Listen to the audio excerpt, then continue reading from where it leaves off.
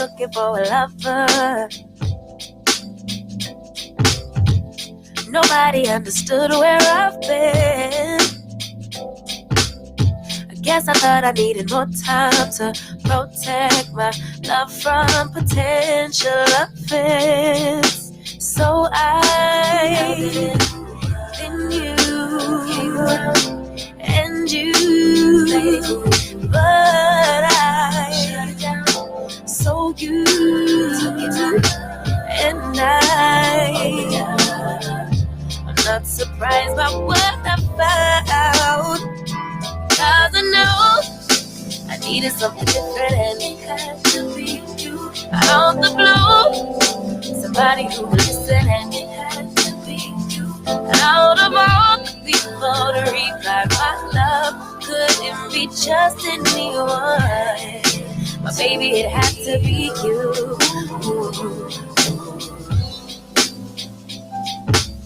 I didn't seem to notice that you were checking for me. We were just friends. But we started building trust, and my fragile heart started to bend. Yeah, I should have paid attention. You would have been the obvious choice, but I needed time to see clearly, dig deep and cut through the noise. So I, then you, and you, but I, so you, and I'm not surprised by what I found, 'cause I know I needed something different, and it had to be you. All right, good morning, everybody. Are you ready? If you're ready, then I'm ready. Let's do it. If you want to share your thoughts this morning, I'll put the number up on the screen as we get started. Please take a second to like and in particular share today's show. We got a lot of things to talk about, not the least of which is Mike DeWine continues with his Trump tactics. He's trying to put pressure on the school board here in Cincinnati and on the superintendent because of some goofy ass agreement that he thinks that they made. And that's more important than public health. So I definitely want to spend a little bit of time talking about that this morning. What's on your mind? What's important to you? I want to open the show up. Today is hump day. It's a Wednesday. I want to know what you think. Live, local, and vocal. It's the Nathan Ivey Show coming at you right now.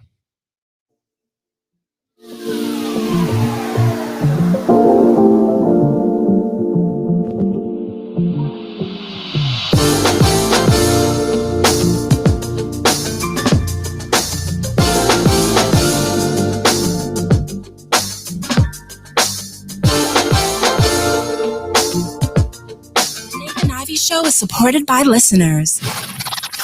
Go to www.patreon.com/Nathan Ivey Show and help Nathan keep the show independent.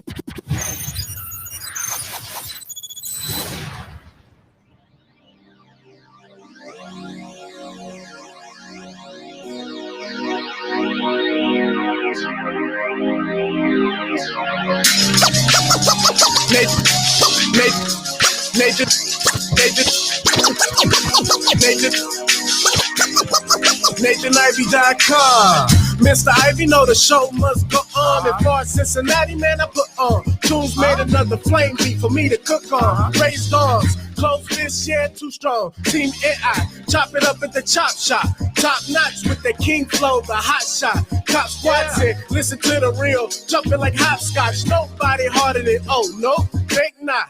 Not only citywide, but nationwide. Superlative, keep it locked like them Haitian guys.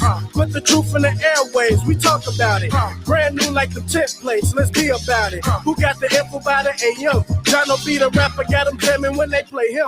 Staying in my lane, they ain't gotta okay him. Who the host with the scoop? Yeah, they gon' say him. Ivy, so superlative like a bag of Drippos. Show you where the bricks at, Cincinnati Reds at. One time where my people at. Team NI where my people at. It's the 5-1-3, yeah, you know the flow. What's the word, Nate? Let them know the show. One time where my people at. Team NI, where my people at. One time where my people at. Good morning to you. Viva La Choppas. It was some choppers yesterday that reminded me of that intro. That intro is still fire. Shout out to Jono and Toombs for that one. Still fire. Appreciate you. Good morning. Many things to discuss as we broadcast live from the greater Cincinnati area. I put it this way, a secret location. What's up with all my creators and creatives out there, hustlers, early risers? We are back in the building, and let's do this. Let's put the cam up. There it is. What's up? What's up? It's a little chilly in the studio, so I got to make sure you're looking all right. Make sure I protect my pipes. Good morning to you. I need a cut, but we'll take care of that later. Ain't stopping nothing. Hey, what's up, Crystal? Thank you for the share. All the folks that shared the show so far, thank you so much. I appreciate it. Now, on yesterday's show, we kicked it off talking about just a smattering of topics, and then we had a really interesting conversation with Brother Nadir.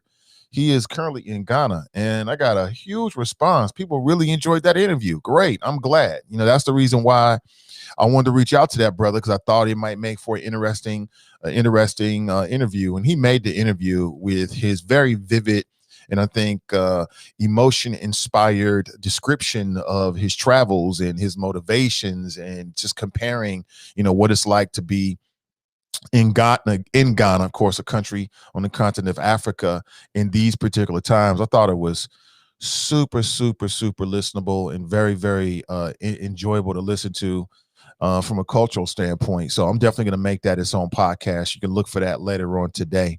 A lot of things are percolating that I want to talk to you about this morning, but we also got to talk about the fact that yesterday, your governor, my governor, the governor of Ohio, is at it again. He's trying to put pressure on Cincinnati Public Schools about Walnut Hills. And apparently he's been getting some correspondence messages from parents who are really, anxious and tired, and they want their children to go back to school. And I think, to be honest with you, I'll say this again. I'll make this point once again, is that I think that all parents feel the exact same way.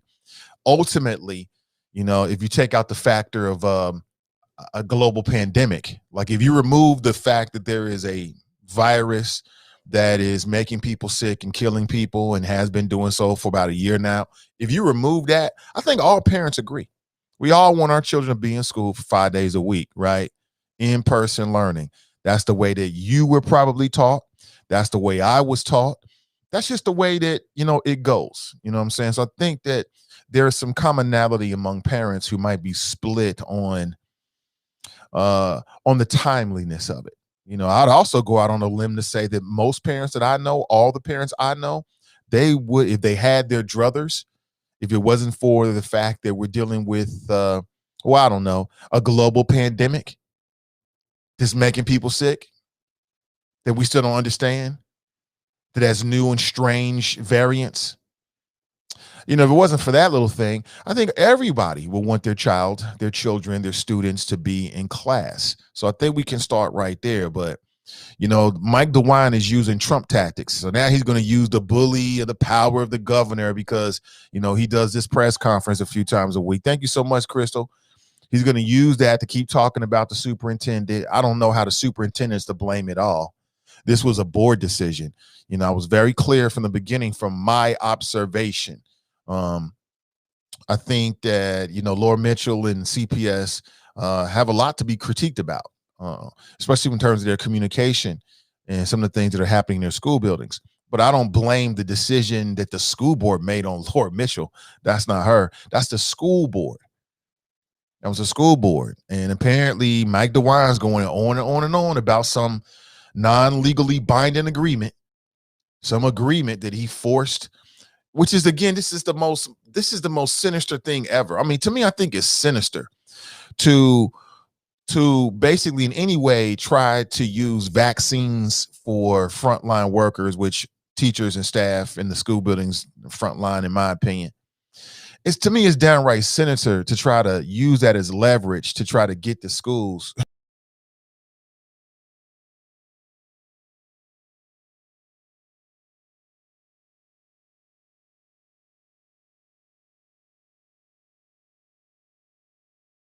whatsoever.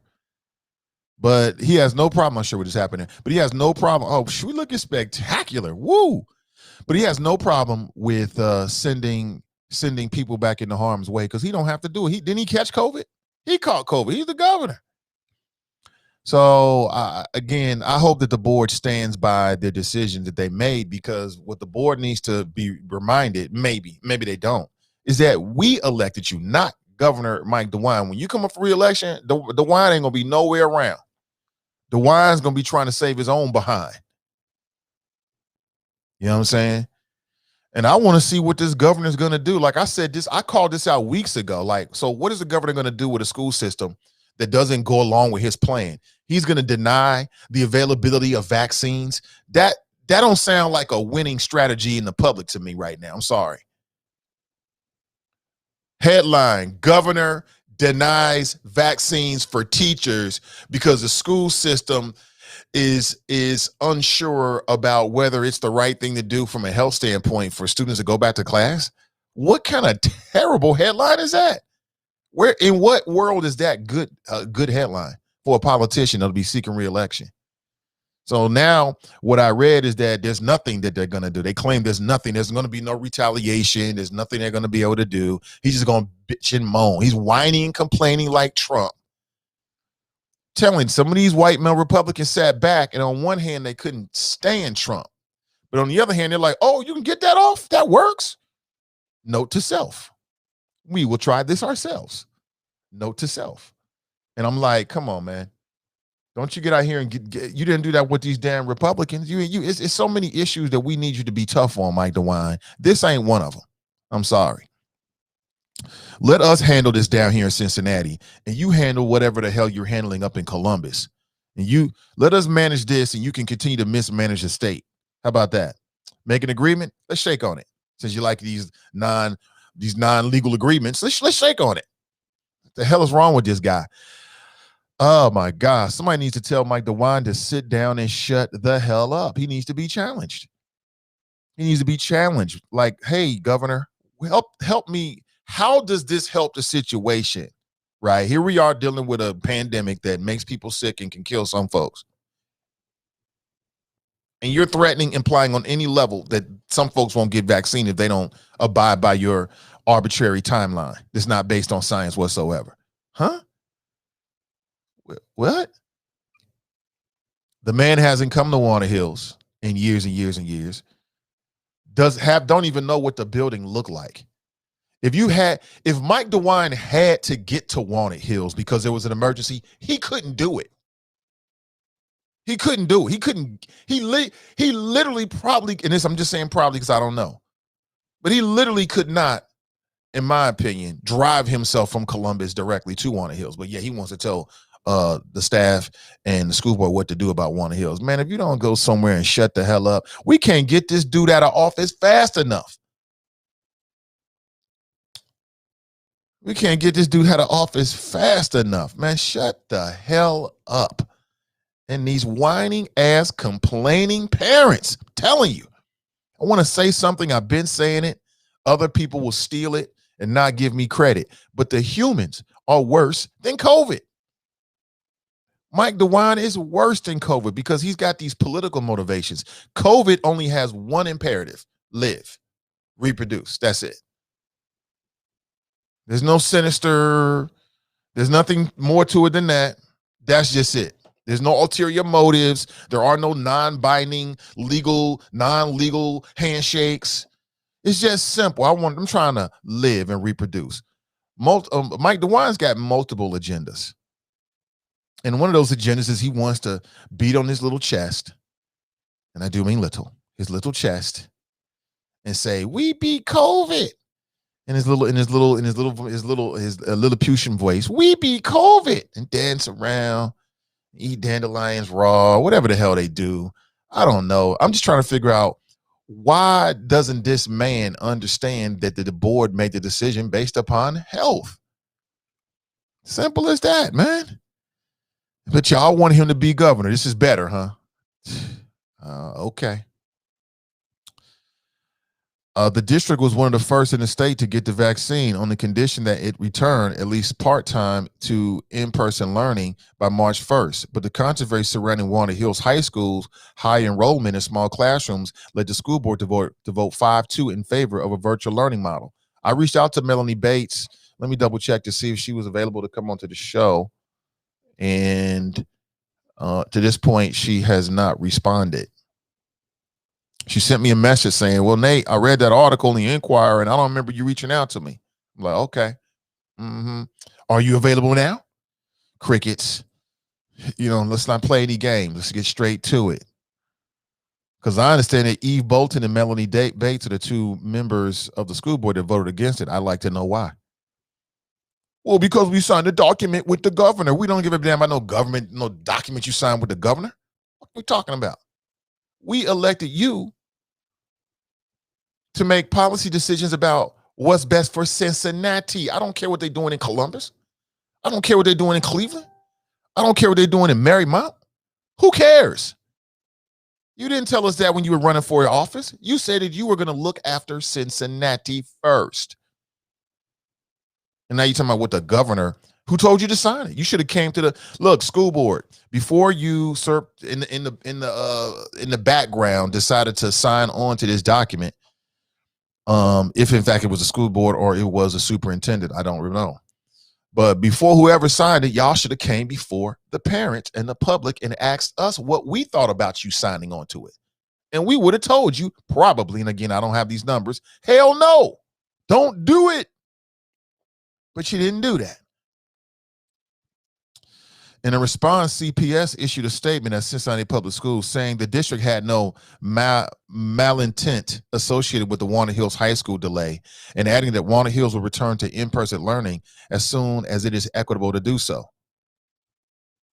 The statement was from the district, not Superintendent Laura Mitchell.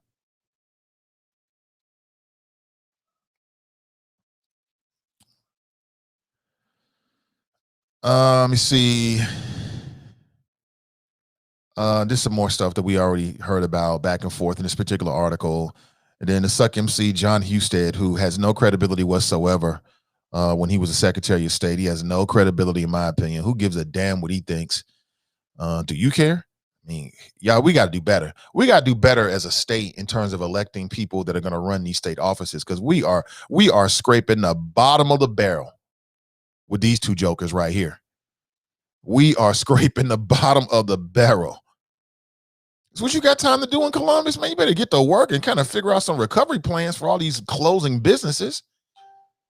You better figure out how to close some of these gun loopholes to make our cities and our, like Dayton, livable and safe from the threat of being the victim of a mass shooter. Come on, man, get to work, buddy. Let me see here. Blah, blah, blah, blah, blah, blah, blah. Blah, blah, blah, blah, and more blah, blah, blah, blah. But I'll post a link if you're interested in checking out this article for yourself. It's kind of okay. It's kind of worth your time. I mean, you got to keep your eyes on these suckers, man, because these jokers will try to do something crazy. Let me see here. Lisa's writing, do you all have the video? What video are we speaking of? What's up, Gabriel? Good morning. Good morning. Is that right? Anthony wants to know, I would like to know why the district would even agree to that. They use our kids to broker agreement with DeWine. Tiff writes, is there nothing in the news? Yes, plenty in the news, starting with this. Come on, Tiff, you already know that's the health of our schools and our community is the number one issue. This is an ongoing and fluid situation. Maurice writes, dude doesn't care about people of color. Deshauna is on YouTube. Good morning, Deshauna. She writes, good morning, Nathan and the Choppers. Another cold day in this cold one. Yes, it is. Yes, it is. It's very, very cold outside. Make sure you take care of yourself. Make sure you warming up your house, keeping your pipes from freezing up, all of that. Anthony writes, he has a driver for that, Nate. I'm sure he does. That's why I said he himself couldn't do it. Brenda writes, good morning from Fairfield. Well, good morning to Fairfield. Good morning to Fairfield. Good morning to everybody. 513-873-7134. Come on in. Come on in. Please like and share. Hey, what's up? What's up, Jessica? Thank you for the share. I appreciate it. Good morning, everybody. Into the chop shop I go. First inside the chop shop is Tanika, and she writes, good morning, Nate and the Choppers. Good to see you. Sharp writes, good morning, Nate and the Choppers. Brenda writes, happy Wednesday. Ray writes, here. The Politically Petty Show writes, morning, Nate and the Choppers. Flows ready to eat for everybody. I love that. Stimmy Hardaway writes, the best and brightest of all the choppers is here, albeit briefly, but my presence is felt because I'm eating and killing the heavy bag. Okay. Getting your heavy bag work in, huh? Okay. Or is that a metaphor? I don't know. I don't know. I'm sure you'll let us know. And before you say it, I know we don't deserve you, though. I know. I got it. I understand completely. Did y'all see, and again, I'm not saying I'm going to get deeper than this, but you see the Gorilla Glue girl allegedly has got an agent now. Yeah, she going big time with it. She going to be, I mean, listen, I ain't mad at her. Look, if sis going to turn this into like some, maybe like an entertainment role or something like that, go for it. Shoot for the moon. Go for it. And no, I still have not seen Judas and the Black Messiah. I will probably get a chance to see it this weekend. Maybe like Friday night, Saturday morning, I might get a chance to see it. We shall see. I hear it's dope. I can't wait to see it. Don't spoil it for me. Not that you could, because we know how the story ends, but I'm just saying. Good morning, everybody. How are you? Hope you having an excellent day from beautiful Cincinnati, Ohio. Jericho writes, hola, beautiful black people and the others too. Mr. Zero F's Givens. Mr. Zero F Givens. I like that. Good morning, choppers. It's been a while. What's up, Mr. Zero F Givens? It was good to see you. Cassandra, aka Storm, aka one half of the dynamic duo that will make up the Melanin Insights podcast, is in the house. She writes, hey, choppers. Hey, good to see you, Cassandra. Tracy writes, hi. Fox writes, rise and shine, young stars.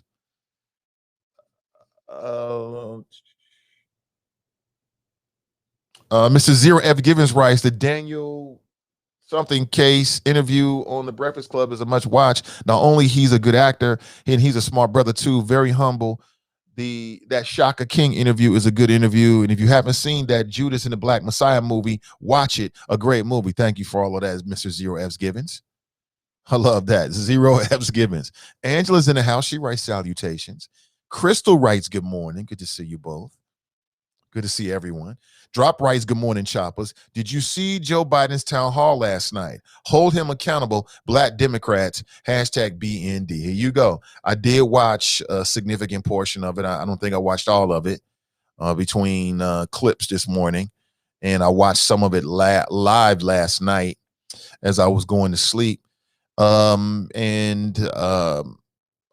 didn't hear anything that would give me any big objections. The big point of it was for him to double down and reiterate his commitment to going big. And I agree with it. The Democrats should go big with the stimulus. I don't think the 1,400 is enough. It should be a higher number. They need to make sure they mix something in for people with dependents. And I would be open to it being something that's on a monthly basis. Go big. Go big with it. So we'll see what happens. Politically Petty writes, Mr. Zero X F Givens, check out Kendrick Perkins and the All the Smoke podcast with Matt Barnes and Stephon Jackson.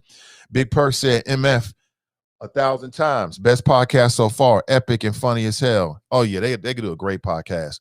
And they had the last Kobe Bryant interview before Kobe Bryant was tragically killed in that helicopter crash now over a year ago. Thank you. Thank you, wife. Appreciate you. And the tights. So check them out. Yeah, they do a great job, man. I love that podcast. It's one of my favorite sports podcasts right now. I like that sports podcast, and then I like Agent Zero. He's got a No Chill podcast. If you're into that kind of stuff, those are two of my favorites. I was watching the Knuckleheads with Darius Miles and Quentin something, Darius and Quentin. And I don't watch it as much as I watch All the Smoke. I like All the Smoke a little bit better. I don't know why. It's just, I don't know. Maybe it's the quality of the guests, I guess. I don't know. Drop writes, how many lies last night in the President Biden tomorrow town hall last night? I don't know. Drop, please stop, bro. I know you're not going to start counting lies because you wasn't counting lies when Trump was in office. because you would have ran out of numbers in time. But now all of a sudden that Biden's in office, you want some BND type stuff and you want to count the lies. Please. If you're just doing it for the exercise, you would have got way more exercise counting the lies of Trump. Please stop. Please stop. Yeah. A lot of people hip to that podcast. It's dope. If you like podcasts, you check it out. Charles is on the stream. He writes, Grand Risings, Nate and the Choppers. Good to see you. Kush writes, good morning, Nate and the Choppers with a Z. Good to see you as well, brother. Andrielle writes, morning all from New Miami. Good to see you. What? From New Miami? Kelly Prather's in the house. How you doing, Kelly? Good to see you. Kelly Presley is in the house. Good to see you, Kelly. She writes good morning. D Kit is on YouTube and writes good morning. Mrs. Love Being Black writes, good morning, fellow beautiful smart choppers. Good morning to you. TNT writes good morning. Crystal writes greetings. Danita writes good morning. All enjoyed the beautiful snow yesterday. We are back today, so making it a wonderful Wednesday. Yes. Nakia writes good morning. Good to see you, Nakia. Oh, man, I love the fact I can see the pictures, man.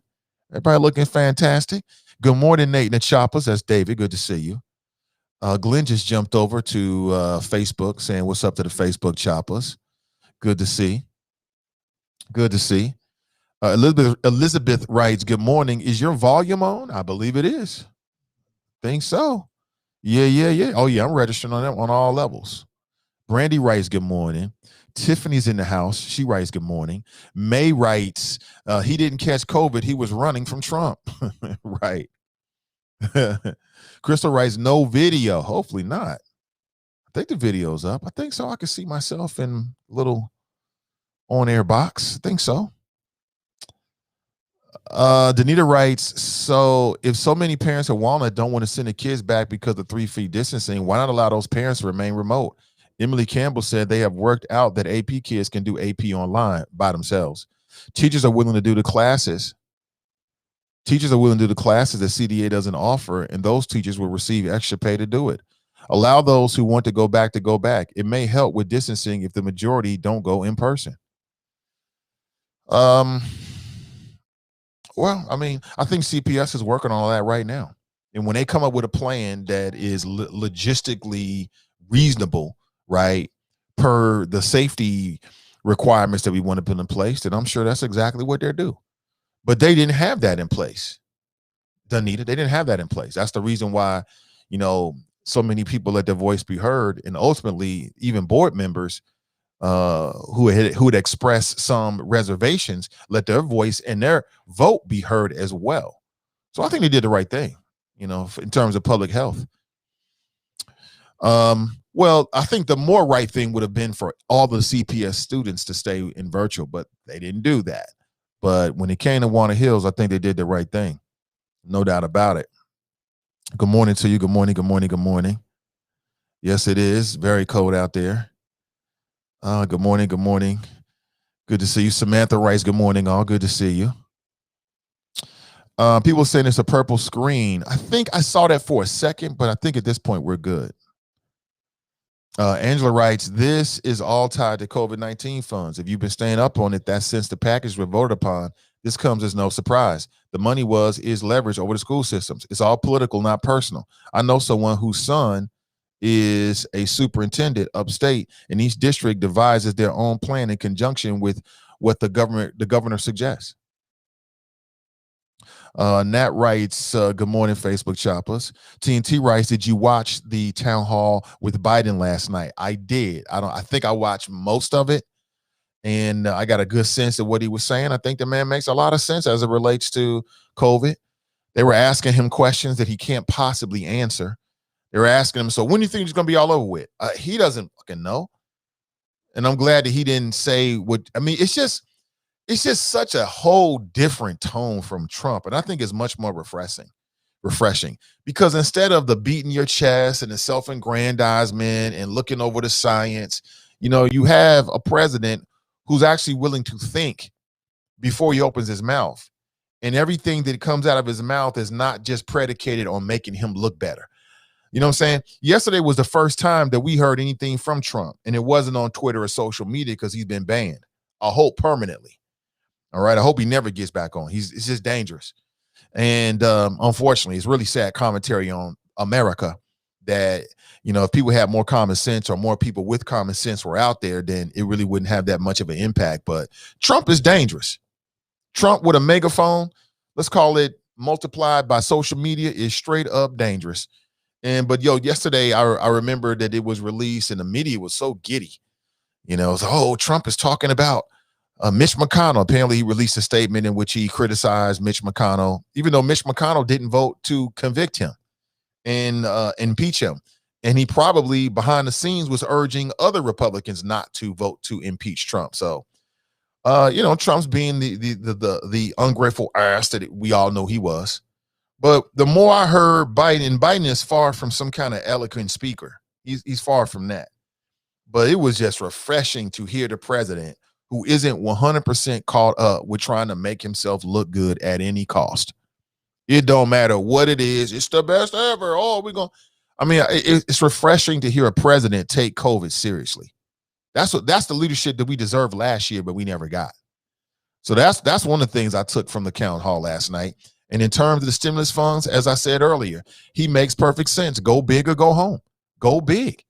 They should go big with the stimulus package and try to deliver relief for Americans.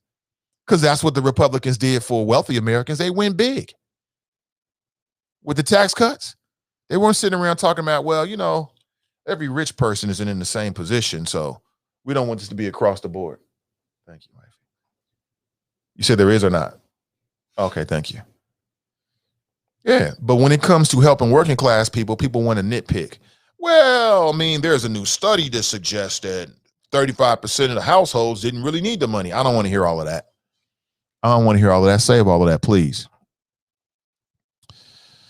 Let me see. Deborah Nesbitt writes, kids in school equals women working, and they are missing in the workforce, like it or not.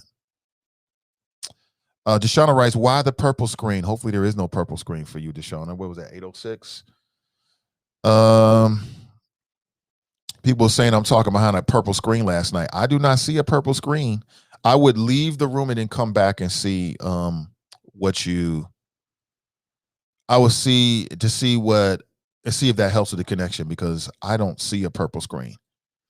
If you can see me, just give me a thumbs up just to let me know. Everything looks good on my end. Let me see. TNT writes, did you hear about the national NAACP filing a lawsuit against Trump? Yes, I did.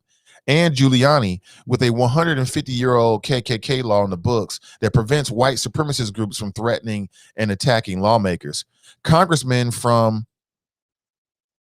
MS. I did hear about it, but didn't know the nature of it. Did not know the nature of it. So that's the nature of it. Okay. I have to look more into that. I'm not against organizations going after Trump. I'm pro going after Trump on any levels, on all levels, because he deserved it. The man was a crook in office, and he needs to be set straight. Hold on, Tanika's sending me a message here. Yeah. Okay, I see that. Let me see.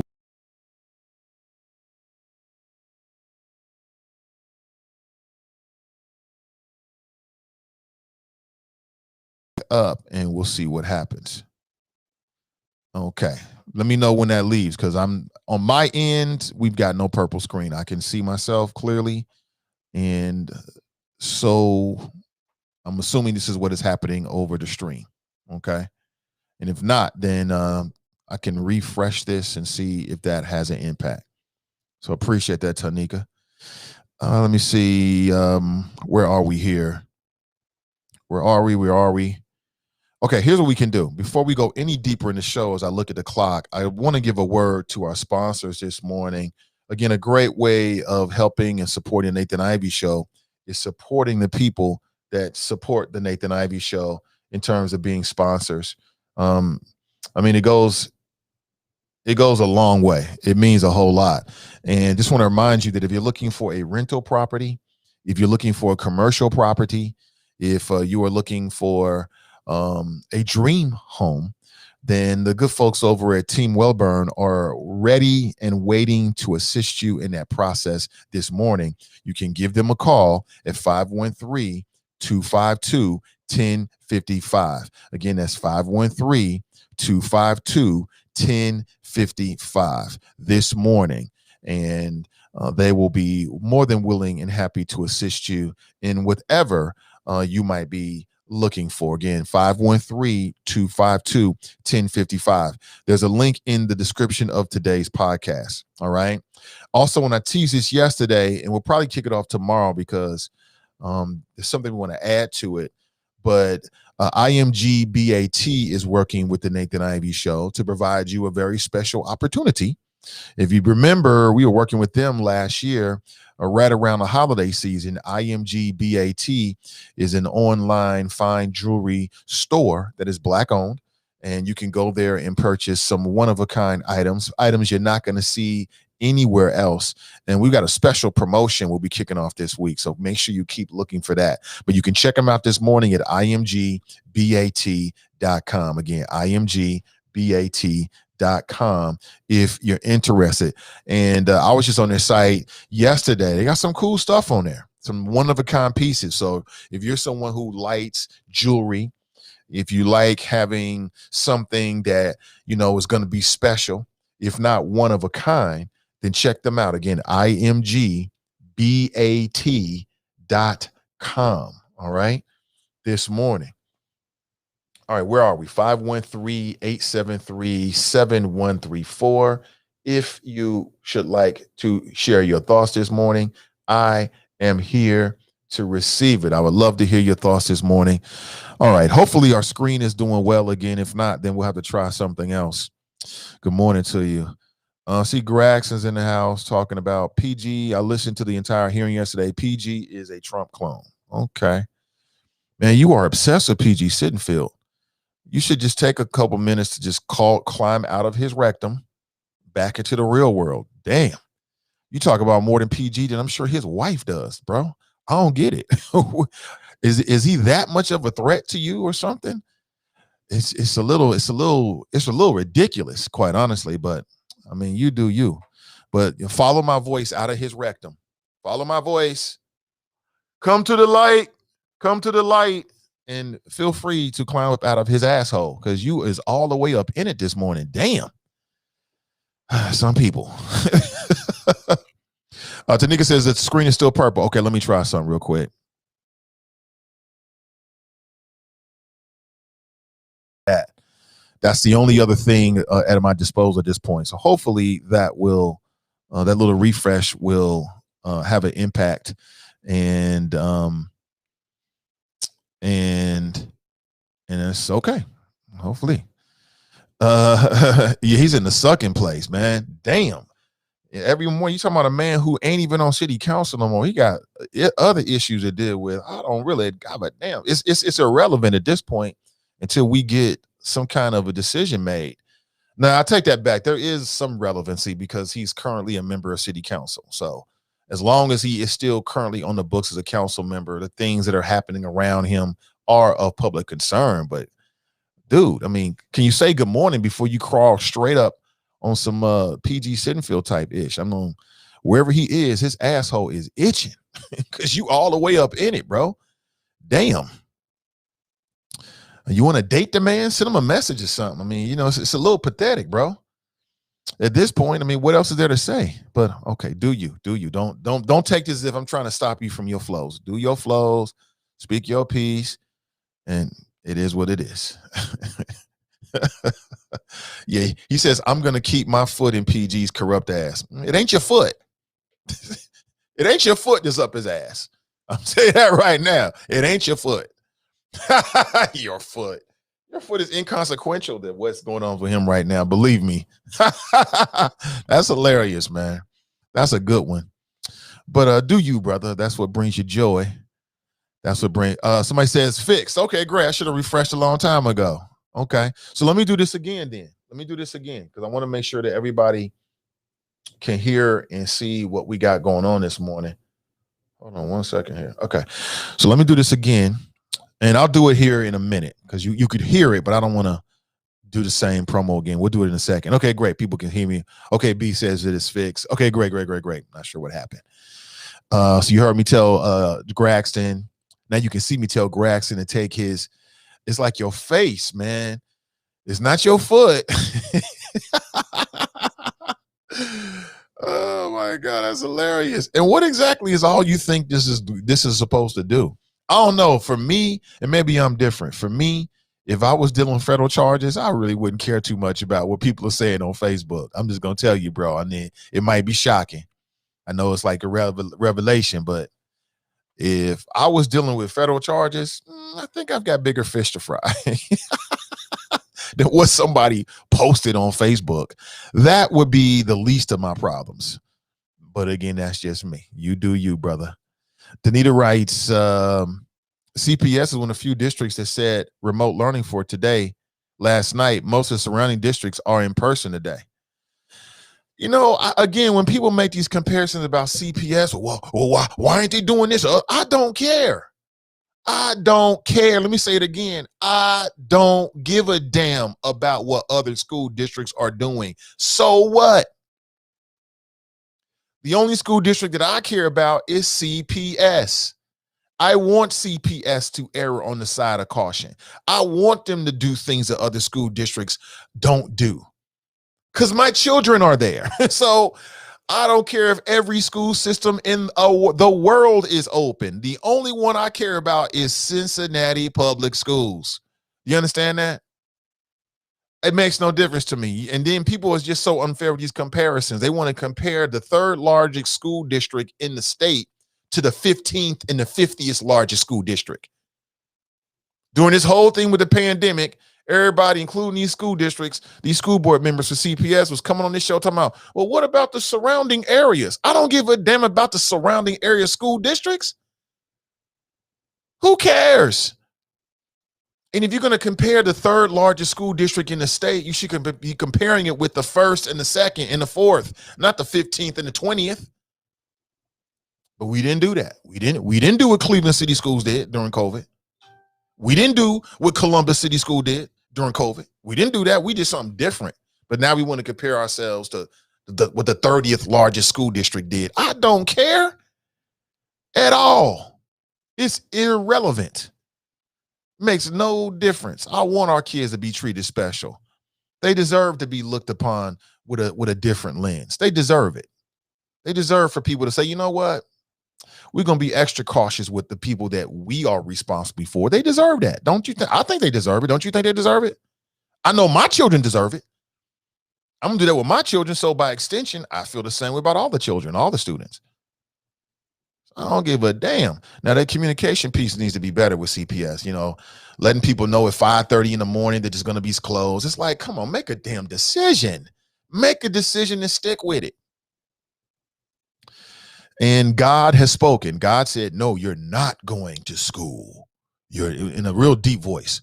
He whispered into DeWine's ear, you are not going to school. It was like the voice of school closings past, something like that. Glenn writes, he's like PG Sittenfield Stan. He might be, man. Just writing them letters. Dear PG, dear PG, dear. It's like, dude, this is what you're doing with your time. For what? For what exactly? That is hilarious, man. Okay, great. It's fixed. There you go. Now we good. Now we good. What's up, Vanessa? Vanessa, good to see you, Vanessa. There you are. Renee writes, you're back. Anthony writes, good video now. Okay, there it is. Okay, great. I'm just delivering flows with a purple screen. It happens. Now we popping. What's up, Cinnamon? Good to see you. Charles writes, you called Graston, you called PG a Trump clone. You obviously like Trump. Why don't you like the clone? He voted for Trump. I mean, this obsession with PG Sittenfield is like, what did he do to you, man? Did he steal your girl or something? Did PG Sittenfield steal your girl, Graxton? He must have did something to you personally, man, because this focus on this man is dealing with federal charges. Is this like piling on? Is that what this is supposed to be? I'm going to pile on. Man, please. Number one, it don't mean anything. You ain't changing nobody's mind about PG Sittenfield or anybody else. If they liked him before the charges, they like him now. If they think he's guilty, they think he's guilty. If they think he's not guilty, they think he's not guilty. That ain't changing nothing. But I mean, do you, man? Do you? Far be it for me to tell a man what to do. You do you, brother. Glenn Rice, he's like a little old when it comes to PG. Why haven't you text me, PG? Come on, man. Grasson Rice, we still paying PG, so he's on the radar. PG is Trump clone. Hashtag Gang of Five. Okay. Well, whatever you say, brother. YouTube, Kush writes, all good on YouTube, King. Thank you so much. Thank you. Marjorie Taylor Graxton.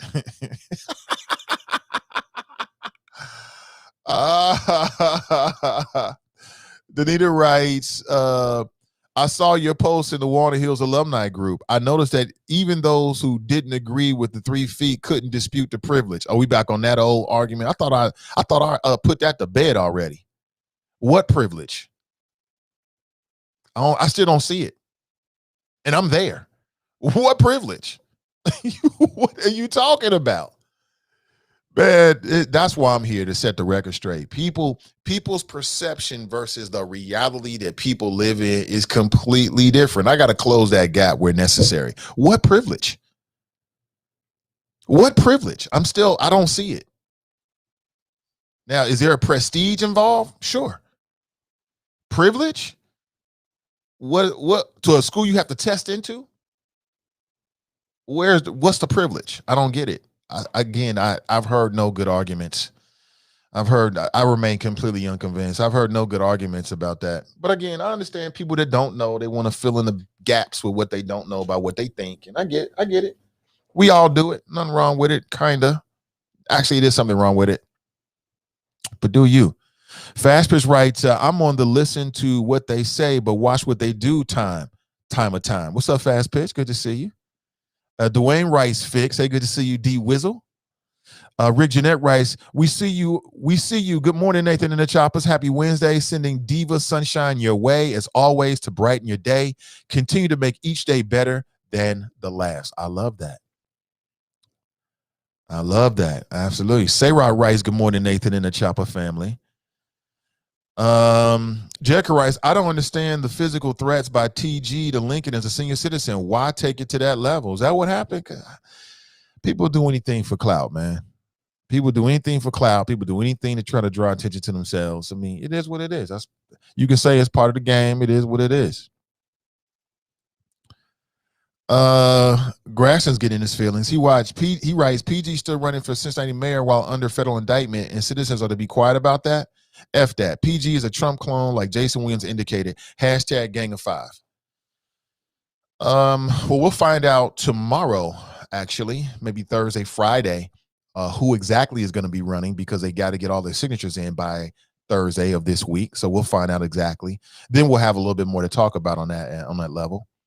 You could talk about whatever you want to talk about, but that doesn't mean that it's legitimate, or that I'm going to act like he's legitimate. I mean, I think you need to crawl out of his anus. Quite honestly, I mean, you way up in there. Trump clone. That's ironic because you voted for Trump the first time, and if ever there was a Trump clone here locally, you'd have to say it was probably your boy, the mayor of Cincinnati currently. Jason Williams is entitled to his opinion, but he's far from an authority on all things. Far from an authority. And I think the whole Gang of Five hashtag is played out. It's not up there with the 8-track, but it's rising close. Let me see. Danita writes, Nate, you missed the context because you didn't read her comment first. Sometimes context matters. Oh, most definitely. Maquetta writes, a lot of CPS students ride the bus across town, and with the cold, they cancel. Right.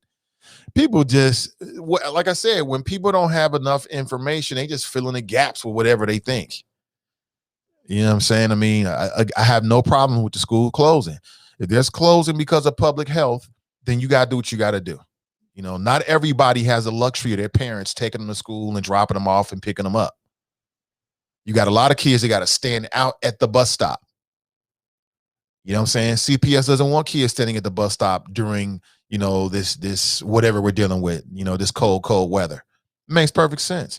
You got some kids that got to traverse the city to get to their school.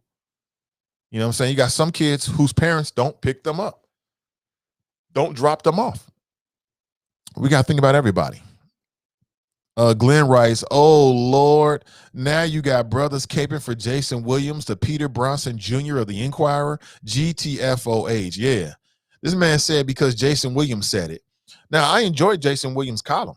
Don't get me wrong now. I like the column. I like the micro scoops. I like all of that. Gives us something to talk about here. But, I mean, that's just one man's opinion. There's nothing more than that. And what's funny is that Jason Williams, what I would say to Jason Williams is that there's a real bias in what he writes about, because I don't see him calling out the local Republican Party for their unwillingness to say anything about Trump when Trump was in office, putting us in jeopardy. Jason Williams wasn't writing about that. You know what I'm saying? I feel like, and I kind of feel like at this point, writing about the Gang of Five is just lazy. It's just like low-hanging fruit. Like, really? We still doing that? I mean, there is no Gang of Five, number one. Even if there never was. But if there was, now there certainly isn't, because two of the so-called members aren't even on council currently. One has been suspended. That's PG Sinfield. The other has been replaced. That's DeWine Denard.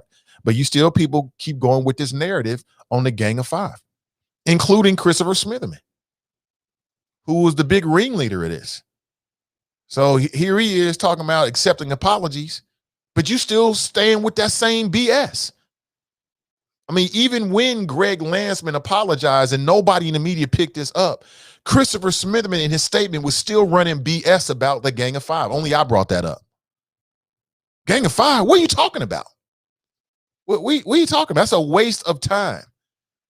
You know what I'm saying? We, as a taxpayer, we paying for you to sit around talking about the Gang of Five. And these individuals aren't even on council anymore, but nobody wants to call that out because people are afraid to criticize Smitherman because he had a death in his family, I guess. I don't know. And so people don't want to keep it real, but on this show, I'm going to keep it 100 with you. Where's the apology from Smitherman to us, the taxpayers, for having to endure the last 2 years of this singular focus on one issue, way beyond the circumstances or the context? Like I said, DeWine Denard no longer on council.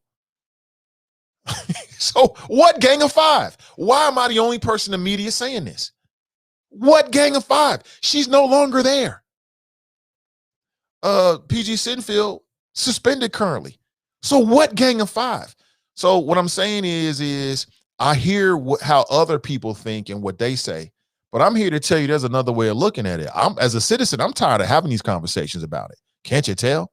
Can we move on to kitchen table issues? Talking about some damn text messages. I thought it was ridiculous. From day one, I still think it's ridiculous. I'll say it again. If my wife is passing away, I won't even be on social media. I won't even know what anybody has to say. I will have no idea, because what you say is inconsequential. And when I'm losing somebody close to me, I wouldn't give a damn what anybody said. It would make no difference to me whatsoever. I wouldn't even know. Let alone every time I get in front of a microphone, I'm talking about what somebody said on text messages. There's more to it. There's more to that story there. There's something there with the motivations. I don't have all the information, but come on now. So can the media please retire the Gang of Five thing? Because they're no longer there. Maybe you should say Gang of Three. Maybe that would be more appropriate, but it don't have the same ring to it, do it? So come on, man, let's stop being goofy and let's start getting real. And I think if you're a member of city council, you should spend your time working on equity policy intangibles, things that are substantial to the constituents, rather than your personal beef because somebody says something about you and your wife. Or who cares? I don't care. I didn't care back then. I don't care now. It was ultimately irrelevant to why you were elected. You know what I'm saying? I feel for the situation. I got love and empathy because I got love for the people. I understand what love feels like. I have that. I give and receive that. So I get it from that level. But as a citizen, I've been saying the same thing for the last 2 years. Can y'all get back to the things that really matter? Can we get back to the things that really matter? And just because somebody comes up with a clever headline doesn't mean that everybody in the media has to run with it and act like it's the gospel. Come on, man, get out of here. Stop it. If Greg Landsman felt like he needed to apologize, I think it says good things about Greg Landsman. As a citizen, I didn't need no apologies. Really, I take that back. I do need an apology. I need an apology from anybody and everybody that still run around talking about the Gang of Five. If you're a member of city council and you still talking about that on any levels, you owe us all an apology because you're wasting our time and our money. That's not why we elected you. But this is what politicians talk about when they don't have equity, policy, and tangible ideas to talk about. This is what they do. When we don't have any good ideas, we don't have anything that's a critical idea that's going to push the needle in terms of policy, they talk about text messages. I'm just saying. And somewhere PG Sinfield is like, he's probably got bubble guts right now because Graxton's head is all the way up his rectum. I'm like, dude, you can live your own life. You can pull yourself out, wipe yourself down, and get back to work. Brian writes, good morning.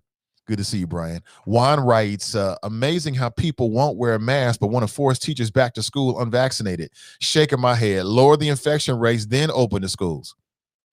He's got an interesting point, right? Right. Graston writes, you have selective hearing. Lincoln threatened to kick my ass because I dared to ask him about selling out. You can accept that in your ivory tower at another state, Jerica. I'm in the city. Old black sellouts will be called out. Hashtag alt middle. Okay. I mean, I already made my points. I mean, if anybody is going to be calling out sellouts, Graxton, it should not be you. Because you sold us out with John Cranley against Yvette Simpson, who I think most people, after seeing what John Cranley has done with his second term, I don't know of a lot of people who think that Yvette Simpson couldn't have done a better job.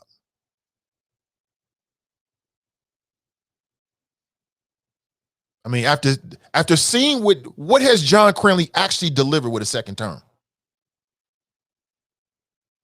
I'm waiting. I'd love to hear what he's delivered. Like, what has he got done in his second term? If we get a chance to talk with the mayor, I'm going to ask him that question. What have you done with this second term? Like, what's your biggest accomplishments? I guarantee what he's going to talk about is COVID watch. I guarantee it. I can hear it already.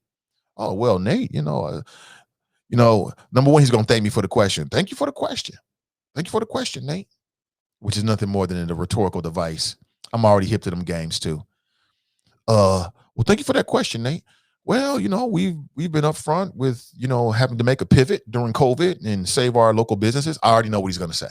I already know what the man is going to say already. And that's what makes it so good. TNT writes, I do not care for Biden making kids seem like they are automatically immune from catching COVID. They can catch it and they can spread it like every other cold and virus they have ever caught in school or daycare, which we used to believe was a germ pool, right? Good point. Good point. Right. We used to look at it. See, the powers that be, man, they just kind of make up the rules as they go along. Everybody knows, especially with the younger kids, but kids in general, that the schools have always been incubators for all kind of germs, especially the little kids. Everybody knows it. When you start seeing your kids at daycare, in the kindergarten and first grade, we already know they're going to come home with sick. They're going to get you sick because that's just how it goes. That's how you build the immunity. All of a sudden with COVID, that's not true. Forget all of that. Excellent point. Kush writes, not staying. That's hilarious. Anthony writes, maybe he got catfished by PG. He got catfished by PG Sinfield. That's hilarious.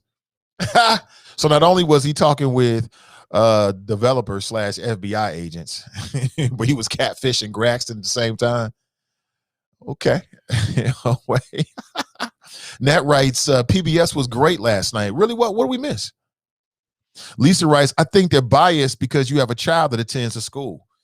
I'm biased because I have children that go to Cincinnati public schools. So I have a child that attends Walnut Hills, and I have a child that attends Fairview. Okay, so I'm on both sides of the spectrum, but my belief system is the same. And if I didn't have any children, I feel the exact same way, which is error on the side of caution. Lisa, error on the side of caution. I don't care whose kids are there. It's about public safety. Yeah, people have said it to me before. Like, you only said it because you got a daughter at Walnut Hills. Yeah, I got skin in the game, but I got a son who's not. So, factor that into, your observations. If I didn't have any children in CPS, I would feel the exact same way. Now, I would have less evidence, less experience if I didn't have a child in CPS. I would have less skin in the game. But in terms of the way I feel about how anybody, school systems should deal with this, that's not going to change. I feel the same way no matter what. You know what I'm saying? Because I have a daughter at Walnut Hills and I've been to the school and I've stood there in the middle of the hallway when everybody's going through, then I can tell you firsthand what it looked like to me. Because I have a daughter that goes there and she's been there for a few years now, then she can share with me her firsthand experiences. So that gives me some more firsthand knowledge, but my opinion about it will be the same because it's about public safety. It's about everybody's kids. It's about the whole district, the whole city, the whole county. It's about everybody. Jessica writes, well, that treatment that Walnut Hills receives is arguably based in privilege because they are given attention that other schools with similar issues do not get.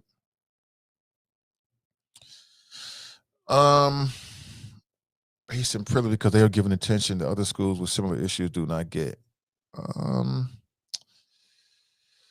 I'm not sure I understand completely, Jessica. I'm not sure. Well, that treatment that Walnut receives is arguably based in privilege because they are given attention that other schools with similar issues do not get. I'm not sure I completely understand. TNT writes, I understand people have to go back to work and the economy is everything, but our health is our wealth. It trumps everything. Biden's full-blown plan has not even been enforced with resources to open safely, but we have no patience, right? A little bit of patience, all we need. Graston writes, because the privilege is indisputable. Being the parent of a Walnut parent doesn't qualify one to speak on whether Walnut is privileged place. Alumni know because we've been there, done that. Everything else is either hate or speculation. That sounds ridiculous. I've made this point before. I'll make it again. If you're an alumni of any school, then nobody can take away your circumstances and your experience. You've been there, done that. So let me take myself. So I was at the University of Cincinnati in the mid to late 90s, went there, got my degree. I'm an alumni of the University of Cincinnati. I can talk very fluently about all of my experiences. I can talk with intelligence about what it's like for me to go to UC.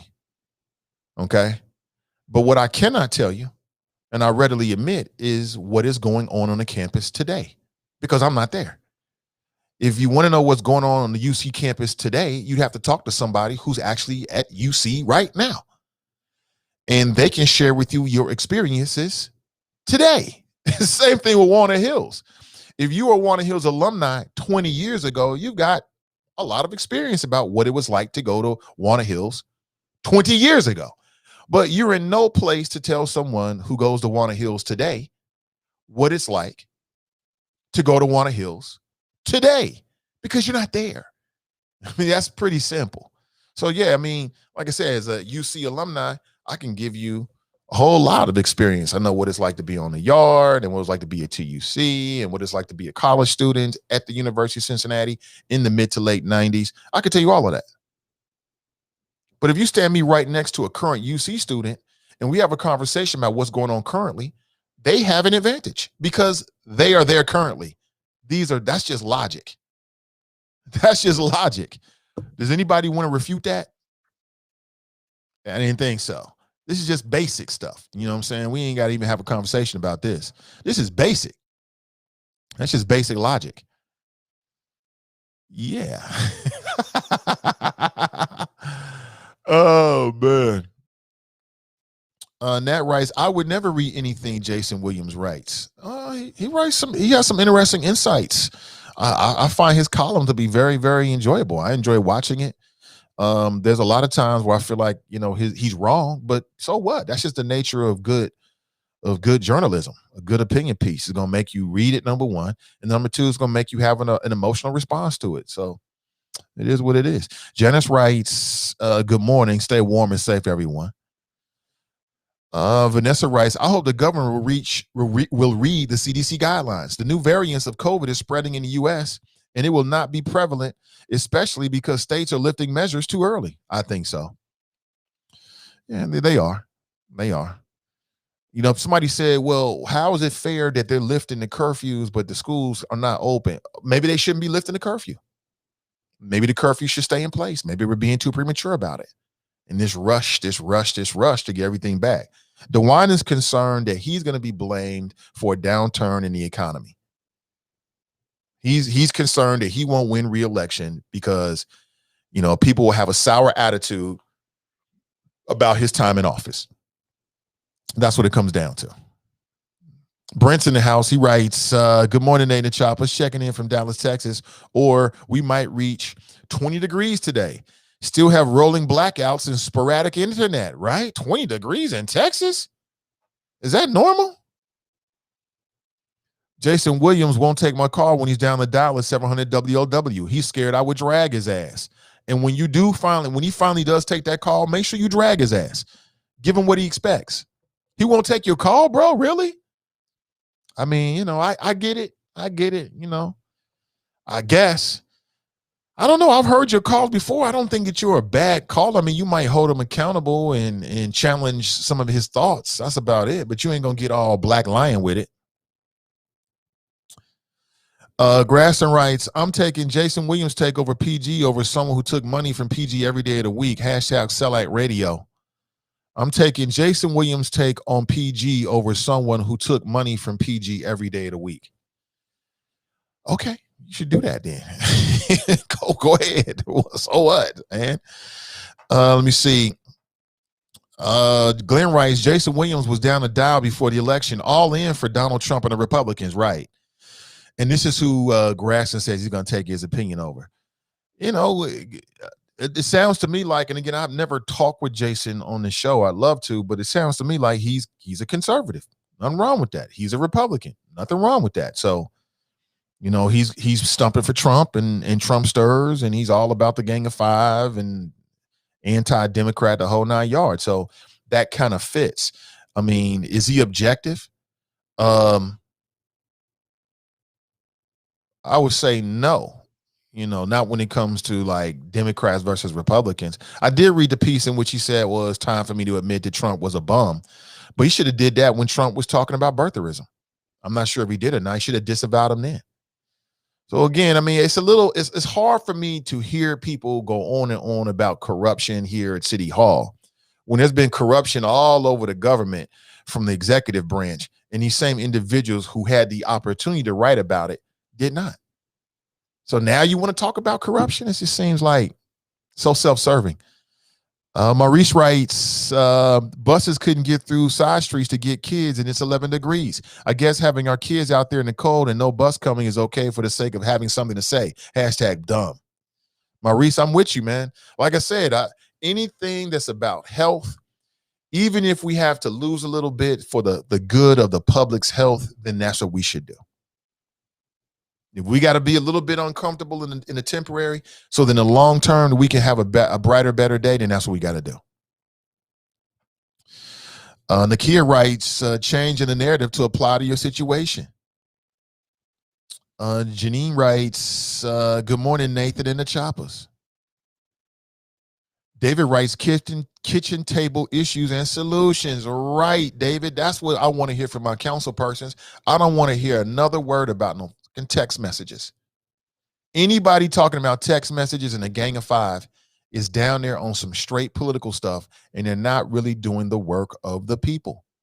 They're not, because it's irrelevant. You ask people what they care about, You ask voters, nobody's going to say, oh, well, that Gang of Five was such a big issue. Even after the whole text messaging gate. No one's going to say that.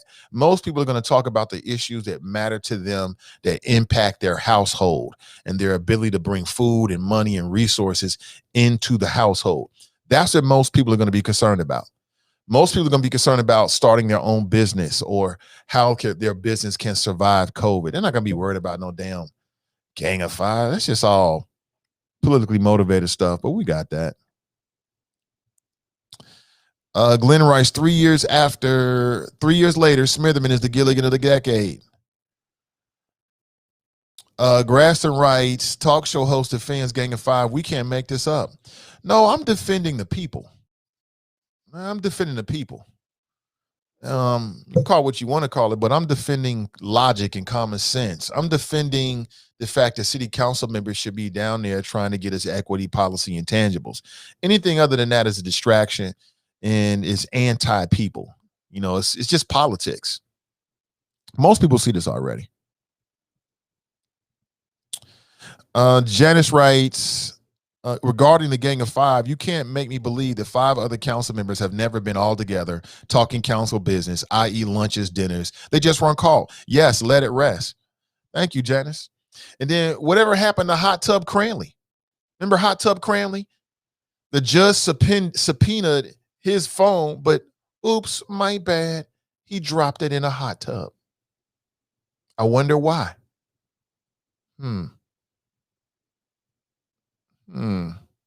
I wonder why. So who was Hot Tub Cranley talking with? What were they talking about? We'll never know because his records were unrecoverable because he dropped his phone in a hot tub. Just happens. Happens all the time.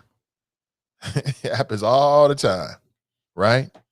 Let's go to the phones and say good morning. Hey, good morning and welcome to the show. What's going on, Nate? How you doing, man? I'm doing well, Glenn. Welcome to the show. Hey, I wanted to call in and I hear what you're saying about Jason Williams, but my point is, Nate, that the guy refuses to take my call because you know what? Jason Williams, like a lot of them that were down the Dow and a lot of conservatives and Gilligans like Grex and all those other ones, they got 4 years of explaining to do, Nate. Jason tried to play that, closet Trump supporter. He's from rural America. So, he analogizes with, hillbillyology and all that shit and talk about how, Democrats need to go to rural America because they don't speak to regular folks as if Democrats don't have regular working class people as part of their voting base. But, the last time Jason took my call is when we were down there arguing about him trying to get Keith DeVillers, the state attorney investigator or whatever the hell he does, trying to keep him in office when Joe Biden administration come in and they have every right to replace him whoever they want. Well, of course, the person that they wanted to replace him with was Fanon Rucker. So what does Jason do? He go ahead and throw this column out there like, we need to keep DeVillers exactly where he is to keep the integrity of the investigation and, trying to suggest that maybe Fanon won't keep the pressure on the people that they want indicted, the people that they want investigated. And everybody knows Sharon Coolidge and Jason Williams. Like I said, I've been calling them Peter Bronson 2.0 or Peter Bronson Mini-Me or Peter Bronson Jr. for the longest. You can see that shit coming a mile away. So like I said, he got 4 years of explaining to do, and I'm not going to let him off the hook, Nate. Just like I said, no longer can the Republicans or the conservatives or, play the family values court. You can't be family values holy with God and still down with the grabbing by the pea guy. You can't play the, I want to get rid of affirmative action because, I don't want, non-qualified people in the position when you just supported the most unqualified man to ever sit in the presidency. I'm not letting them off the hook, Nate. So, yeah, that's why I'm on Peter Barnes like that. That's why I be on the fools down the Dow. Nate, you still got hosts on a 50,000 watt radio station still talking about the election was stolen, still talking about insurrection. These fools right now they're trying to choose between Mitch McConnell and Marjorie Taylor Greene. Talk about a choice. So, yeah, that's why I'm on their ass, and I'm going to stay on them. So, this shit, what they tried to get away the last 4 years is far more important than some damn text messages. Hell, it's not even a Gang of Five anymore. What is it, the Gang of One? How many are still there? Gang of 2? 2 or 3, I think. Right. And let me say this to the worst political freaking surrogate ever. You are doing, I'm trying to help you out, brother. You are doing damage to your candidate, and you don't even freaking know it. I mean, honest to God, man, you need help, dude. You have become the PG fan. I mean, hey, PG, this is Granson. I'm your biggest fan. I heard you talking about that Text 5, Gang of 5 shit, man. I mean, really? I'm like, dude, what is wrong with you? You're trying to fight old hosts and shit? Dude, you need to get your shit together. Nate, real quick, have you heard about what's happening up in the Columbus? Apparently, Nita Turner is trying to vie for the bid up there against the sister, and I can't think of her name. And I had the story in front of me. Now I feel like I'm coming with only half-ass information. But check it out. I read a story in the Columbus Dispatch, and Nita Turner, she went from this is a choice between a bowl of shit and a bowl of shit, but now she's trying to moderate herself, but she's still that firebrand out there, and I'm kind of on her side. I like her. This is a woman that when they tried to pass the heartbeat bill up in Columbus, she wore a T-shirt in the state legislature that said "Stay out of my panties." So I was down with it from day one. So she's running against. I just had to get that off. Hold on, Rich. She's running against Chantel Brown. Is that her name? Yep. Chantel exactly. Brown. Yeah. Yep. Exactly. And Chantel Brown is more like the establishment, and Nina comes from the progressive left. And I mean, it was a great story. I think it might have been in Politico also that I read the story. So yeah, check it out. But yeah, Chantel Brown, you're right. I saw her on with the Young Turks about, 3 weeks ago, and she was fired up. Speaking of Nina Turner, she was fired up. So we'll see. Because I was going to say, Brown, the way I read the story, she might not go on Young Turks. But Nina would, put it that way. So I tell you a little something about. The Young Turks are endorsing her, basically. They're endorsing Nina Turner. And she has Bernie, of course, and they said she had some other, progressives on the left that are really behind her. And basically, I mean, it sounds like they're trying to, Brown is more the establishment type, and they're like, hey, we're trying to move out the establishment types and get in more progressive-leaning candidates. So I like it. I like it a lot. So it's going to be interesting to watch that. Hey, man, I appreciate you letting me get my flows off, man. And as usual, in the end, I just hope they getting what I'm spitting. I'm petty out. He petty out. Look for the Politically Petty podcast coming soon to Sin Digital Media. The brother's got a good voice, got a great voice and a great mind. Let me see here. Yeah. So Chantel Brown versus Nina Turner. Now this is up in Cleveland, I believe. So, and what they're going for is they're going for the seat that Rep Marcia Fudge, of course, now she became the lead at the Department of Housing and Urban Development, or HUD. Damn, where's Ben at? And his lovely wife and her beautiful voice. Are you ready? I won't do it to you. I won't do it. Don't do it, Nate. Don't do it. So we'll keep our eyes on that for sure. That's going to be a very interesting race. People are saying it's about the soul of the Democrat Party. What I would say is that the Democrats need to go bigger with their ideas. Go bigger. Make an impact. You know what I'm saying? Just trying to be, nice with everybody and we all get along, and middle of the road policies is not going to move the needle enough for people to give you the credit that you need for the Democrats to start to get the momentum that it's going to take for them to take things over here, or even challenge the supremacy of the Republican Party in the state level. But that's just me. Some people might feel differently. Glenn writes, and we just talked to him, he writes, but Nate, you don't want to hear Spenderman pontificate about black on black crime in Chicago and Baltimore while talking to the white host down the dial? Hey, what's up, Gigi? What's up? Gigi is the admin of, it's a great Facebook group, Black Dollar Project. And if you're not hip to it, make sure you check that group out. Grasson writes, keeping my foot in PG's corrupt ass. Yeah, okay. Yeah, sure you are, bro. Susan writes, butthurt, only explanation for looking back into the doorway of the potentiality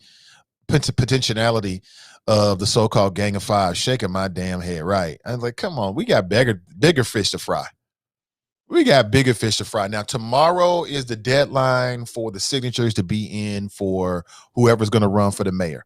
And so they'll count them. I'm not sure how fast they count them, but let's say by Monday or so, we should have an accurate sense of who actually is going to be able to run for the mayor of Cincinnati. Now, that's a big story.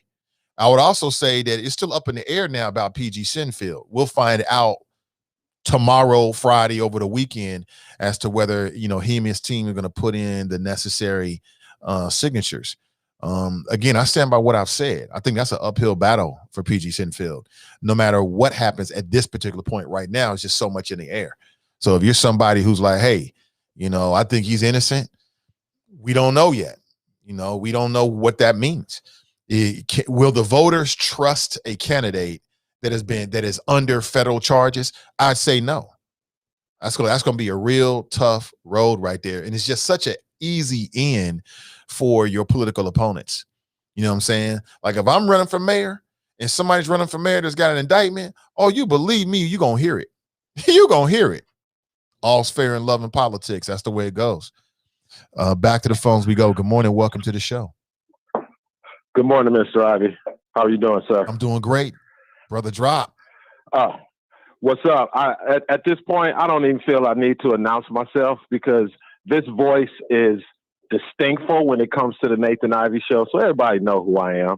And they know what I'm bringing to the table.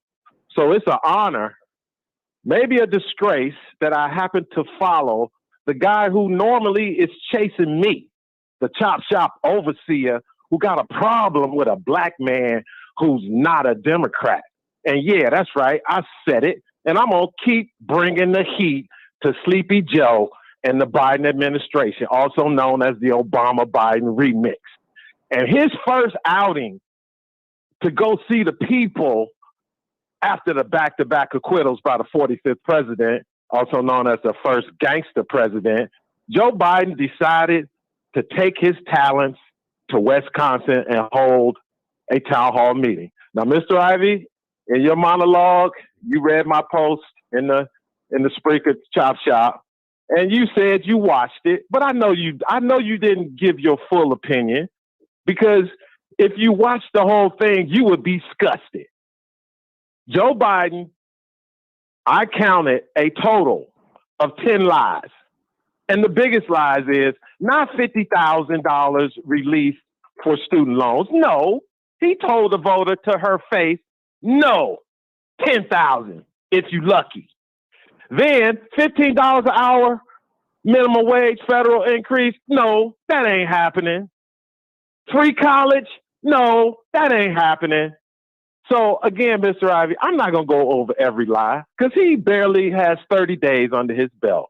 I'm going to give Joe Biden a chance, but I'm not giving people like you and Glenn from Mason, the host of the Political Petty podcast, I'm not giving you a break when you talking about, oh, Drop, you ain't say nothing about Trump. You ain't say nothing about that. Well, you damn right I didn't, because when you're in power, your rhetoric is different than when you are out of power. So now the Democrats are in power, and I'm bringing that heat. That's all I got, sir. You got any questions for me? No questions. I mean, just a statement that now you want to count lies, but you weren't counting the lies of Trump. It's called accountability, Mr. Ivy. It Where doesn't was the matter accountability who's in for power Trump? because, Mr. Ivy, I did not come into your arena on your podcast until after Trump was elected. Right. So I'm going to bring the heat for Biden just like I did for Obama. Now, obviously, you didn't hear that heat. That heat was where brought was to the heat people for at my Trump? job. Since you were counting lies, okay, where was all this counting of lies when Trump was in office? Why didn't you do any of that for Trump? See, Mr. Ivy, you know I'm being facetious. You know I'm playing around with you because politicians always lie. We know that because with politics, it's not about the truth. It's about what you get people to believe. So Correct. That's why I'm coming with the lie. And you know it, Mr. Ivy. You know good and damn well that's why I'm doing it. Is that you're skirting my question. You still haven't answered the question. I'm not skirting your question because political speak is not held to the same standard as regular speech because political speech is not held at the same standard as regular speech by a U.S. citizen. Did you not listen to the impeachment trial in which Donald Trump was acquitted? Donald Trump was in office. Reason? Are you done? Let me reiterate the question again. You've been a part of this show for the last 3 years, correct? Yes, sir. All right. Almost three. It'll be three in April. Three in April. That means you had a good 2 years while Donald Trump was in office and continuing to tell lies. And not one time did you ever call in here talking about you're counting Trump's lies. Now that Trump's not in office, all of a sudden you talking about accountability and you want to count lies. Why didn't you count the lies of Donald Trump? Because I just told you, Mr. Ivy, maybe you didn't hear it, but those thousands of people who listen to your show, they heard it. They heard when I said, the reason I did not do what you're accusing me of with Donald Trump is because all the so-called lies that they said he said, and they were keeping tally at some lamestream media outlet, counting, because it was political rhetoric, political speech, campaign speeches. Politics is not about the truth. It's about what you can get people to believe. Why do you think Mr. Gregson is coming so hard with the Gang of Five? So what you're telling me is that because you got a mayoral election coming up. So when Trump was in office, so when Trump was in office, and again going way back, because he was in campaign mode the whole time. So what you're saying to me, I'm trying to make sense of this. So you're saying that when Trump was in office, what he had to say was inconsequential. So that's why you didn't hold him accountable. No, I didn't say. No, did not say that. Okay, but you haven't explained why you didn't count his lies and hold him accountable when he was in office. You didn't do none of that. Well, you can continue to say that I haven't explained it. You just don't understand what I've said. I don't. And I'll say it for a third time. Yeah, I don't understand. Political speech is not the same as regular speech. So when Joe Biden stood on that stage during the Democrat primary, and he said that in his first 100 days, he was going to do blankety, blankety, blank. We all knew the media wasn't going to hold him accountable because the media knows that it's political speech. But because the media, you know, that secret shadow cabal, you know that group. And don't get me started on the Lincoln Project.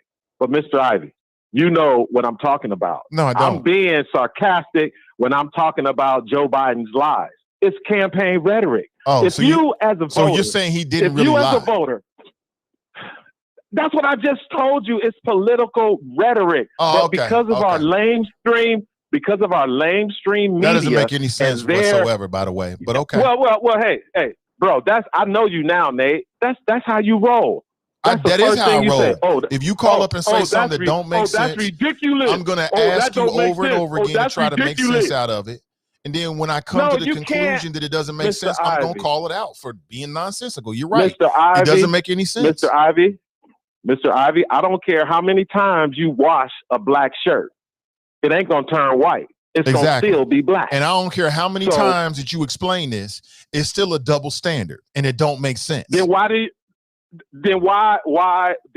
you pull up the clip when Barack Obama was in Africa? I don't need the clips from Barack Obama.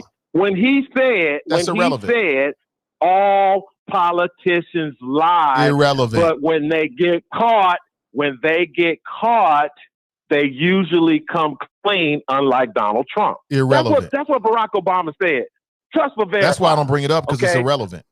So again, if you watched the show, if you watched Joe Biden last night, did he lie at all? From what you saw, did you hear any lies? No, I didn't hear any lies from what I saw.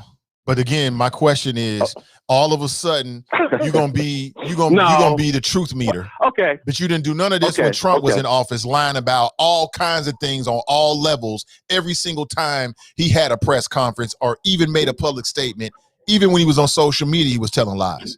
You had nothing to say about that.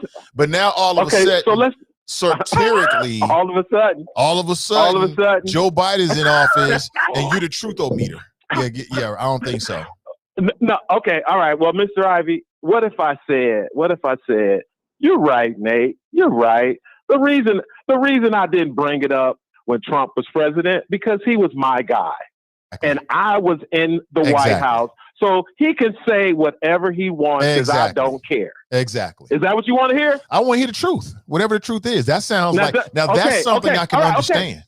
I can understand that. All right. Now, all right, fine. Now, before I go, now that you understand that, do you think I'm going to stop pointing out Joe Biden's lies? No, I'm just going to use it now. Exactly. Whenever you bring it up. Exactly. No. Now, whenever you bring it up, now I know where it's coming from. It's partisan based. So you're going to sound take like it. the fool, not me. Nah, you're going to sound like the fool. Listen, you know what not they say. Me. You talk sense to a fool, they'll call you foolish. So that's all I'm saying. You brought the F word up. Since we're going to go there, let's go all the way there then.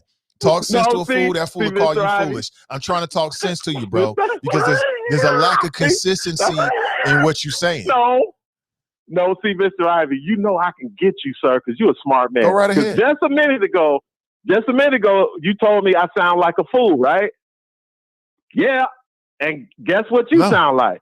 So on that note, because you know that's not my goal, Mr. Ivy. I don't call your show to make you look bad. And I won't start now. But from this day forward until Joe Biden and Kamala Harris are gone, I'm going to keep calling them out. I'm going to keep holding them accountable. And I'm going to keep calling you out. And I'm going to keep calling you out. I'm going to call you out for your double standards and being a hypocrite and not being consistent. No, I'm just saying, that's the dance that we're doing. Okay.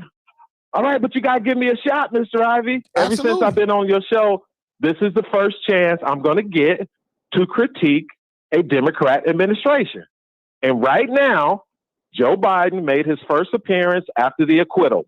But guess what, Mr. Ivy? The mainstream media, and even you at a little bit, cannot let Donald Trump go because the media needs him for ratings. And the politicians on both sides, Democrat and Republican, need him for fundraising. So that's all I got, Mr. Ivy. Want to hear any Trumpsters talking about lies? Because you must like lies. Trumpsters, you like lies. You like being lied to by a president. Because Trump lied to you calling me thousands of times. I am not a Trumpster. And you loved every bit of it.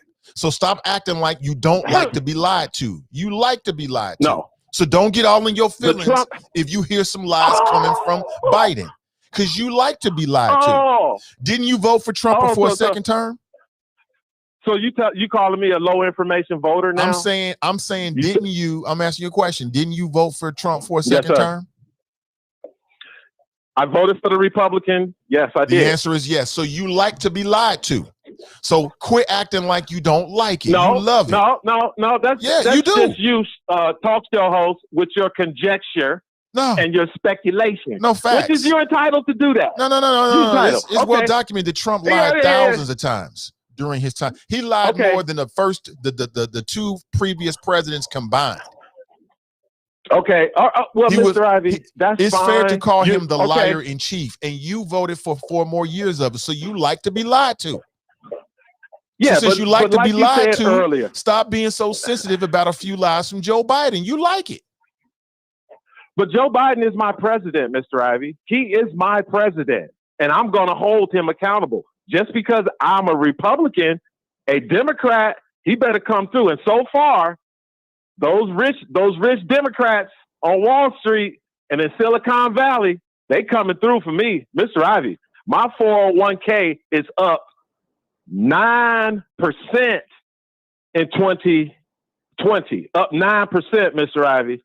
Okay, you looking good I'm telling you, Mr. Ivy, just like I did good under the Obama administration, where my 401k basically went from nothing to something to allow me to retire at 57. And now, Mr. Ivy, since I retired in 2017, my 401k is up $100,000 without one contribution, just compound interest, Mr. Ivy. So again, shout out to the Trump administration for what they did to the economy before COVID. Shout out to the Barack Obama administration for what he did to the economy prior to the Trump administration. Now, so far, the Biden administration is not effing it up. But guess what's going to F it up, Mr. Ivy, is this trillion or this almost $2 trillion COVID relief budget reconciliation. It's not going to be a law. Joe Biden is not going to have the opportunity to sign his name to checks like Donald Trump did. This is going to be part of the budget. So I'm going to wait for the reaction from the market once they finally pass the COVID relief that Joe Biden said people out here hurting. But guess what? Congress is on vacation, Mr. Ivy. They blow so much smoke up the American people's butt. But anyway, I got to go, Mr. Ivy. Appreciate you taking my time. Black, not Democrat. Drop Squad 52. It's not how you start. It's how you finish. Peace out, bro. He's right about that. He's right. It's not how you start. It's how you finish. He's so right. Graston writes, if Jason Williams isn't objective, then no of you talk show hosts are objective and have chosen your sides. Good luck with that. Hashtag all middle. Same thing with you, brother. I mean, you've chosen your side. You decided to be one of Smitherman's minions. So, I mean, everybody got they slants or their bias or their preferences or whatever. It is what it is. Graston writes, we already know the talk show host, speaking of me, isn't objective when it comes to PG. See my profile pic, hashtag gang member. Man, don't use me to try to get people to go to your profile pic. And I don't give a damn about your profile pic. You should make it your profile banner. That's what you should do, so everybody can see it. Let me see. Tanika writes, I just saw Jason Williams' pick. He definitely is a Trump supporter, LOL. TNT writes, needs to get drop kicked. Now all of a sudden you don't like lies. No Republican, I don't want to hear no Republican say a damn thing about lies when it comes to Joe Biden. You are unqualified because you folks sat back for 4 years and loved it while Donald Trump was lying about a range of things. Lied about cheating on his wife and paying off a porn star. Lied about working with the Russians. Lied about trying to use U.S. foreign policy to benefit his election efforts as it relates to Ukraine. Lied about everything. Called himself the best ever at everything. He was the best president for black folks. The man was just a pathological liar about everything, every detail on every level, whether it be something grand or something relatively minuscule. It didn't really make a difference. But now all of a sudden you sensitive to a few lies from Joe Biden. I don't want to hear it. I don't believe it. I think you like to be lied to. Some people like to be lied to. I don't believe it one bit.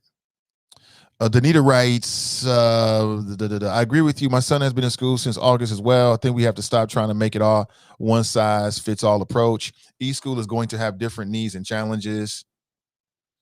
I mean, sometimes even look at an entire district doesn't make a sense. Just follow the guidelines may not be enough. In some schools, they may have to go further. Schools are a community in themselves and should be treated that way. Well, I mean, and that's what Walnut Hill's parents have been saying. You just said it, Danita. That's what the parents of Walnut Hills have been saying, is that you have to look at the school buildings that are overcrowded and a little bit differently than you do other schools that don't have the same overcrowding. But people want to call that privilege. That's not privilege. That's science. You're making my point. That's what I've been saying. Now, me personally, I think and stand by what I said. The whole district should be out. It should all be virtual. Keep it fair across the board. Everybody's got the same access to the teachers. Everyone's in the same boat until we stick our head out. We look around and realize that everything is clear. Until then, don't do it. But it is what it is. Let me see. Catching up with your chat here. Let me see. Vanessa writes, probably because the blended learning causes some loss of instruction hours. There will be school in summer probably as well. Could be. Greg writes, is PG of the Cincinnati City Council people who got charged with corruption? Yes, he is. Let me see. Greg writes, Tamaya dropped her phone in a hot tub, but you ignore that. LOL. See profile pic. Hashtag not objective. Did she? I don't know. All I know is Tamaya, she ultimately admitted what she did wrong, apologized, and moved forward. Man, she gonna be sentenced. She already has been sentenced. She's gonna have to report sometime this year, is it? Yeah, not good, man. I hate seeing it. I hate seeing it. Tanika writes, guess who I can guess who Cranley was talking to, right? Let me see here. Let me see.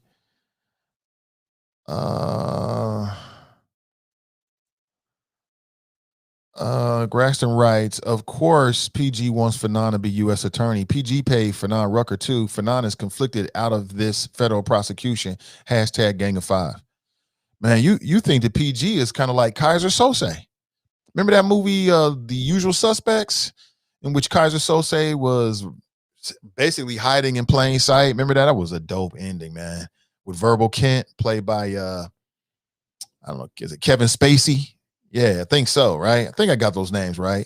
That was dope. He comes limping out after the interrogation, like, and next thing you know, he's Kaiser Sose. Yeah, you think PG Sinfield is Kaiser Sose, so he can just choose who the U.S. attorney's going to be? That must be nice. That's hilarious.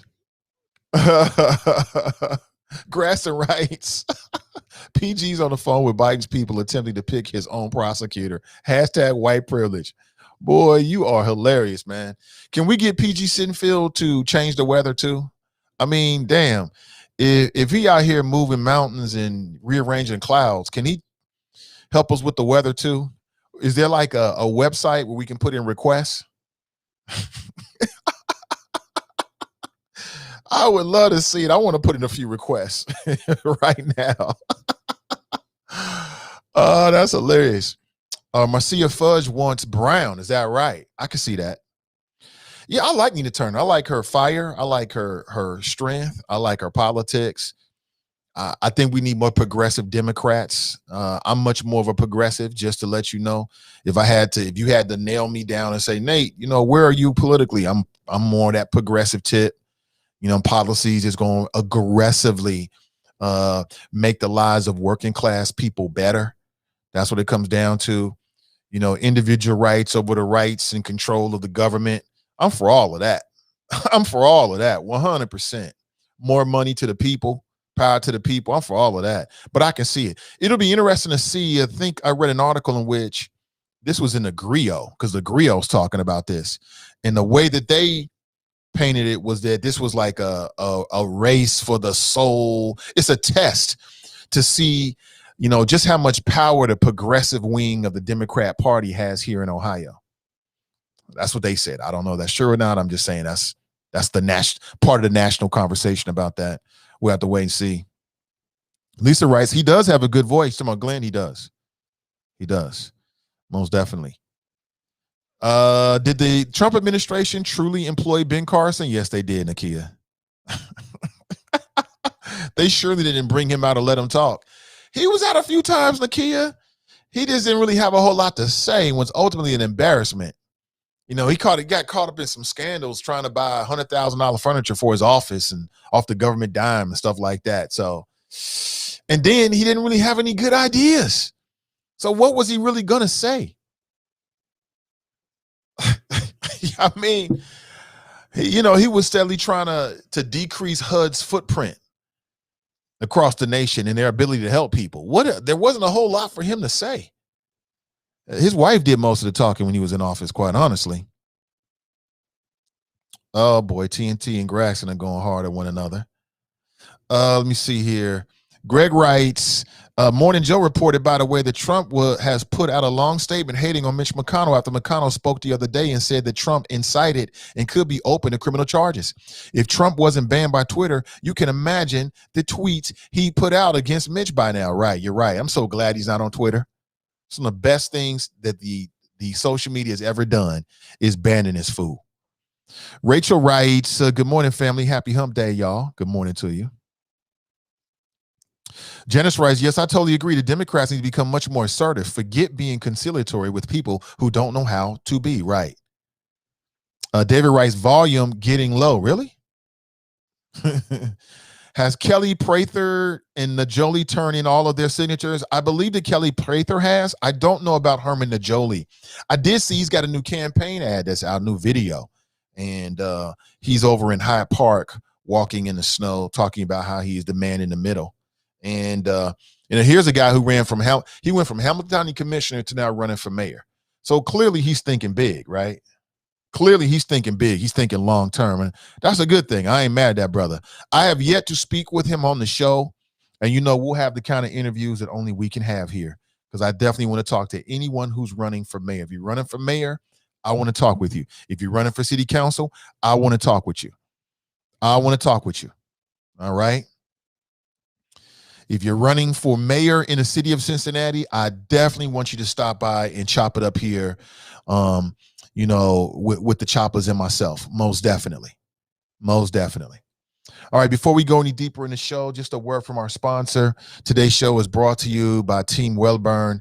Team Wellburn, or thewellburnexperience.com is the website. You can check them out this morning. We'll be right back.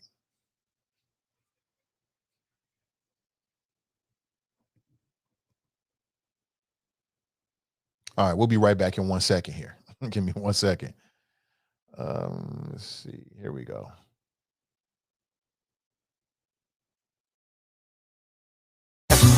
It's that well-born experience. It's that well-born experience. That well-born experience. Experience. Experience.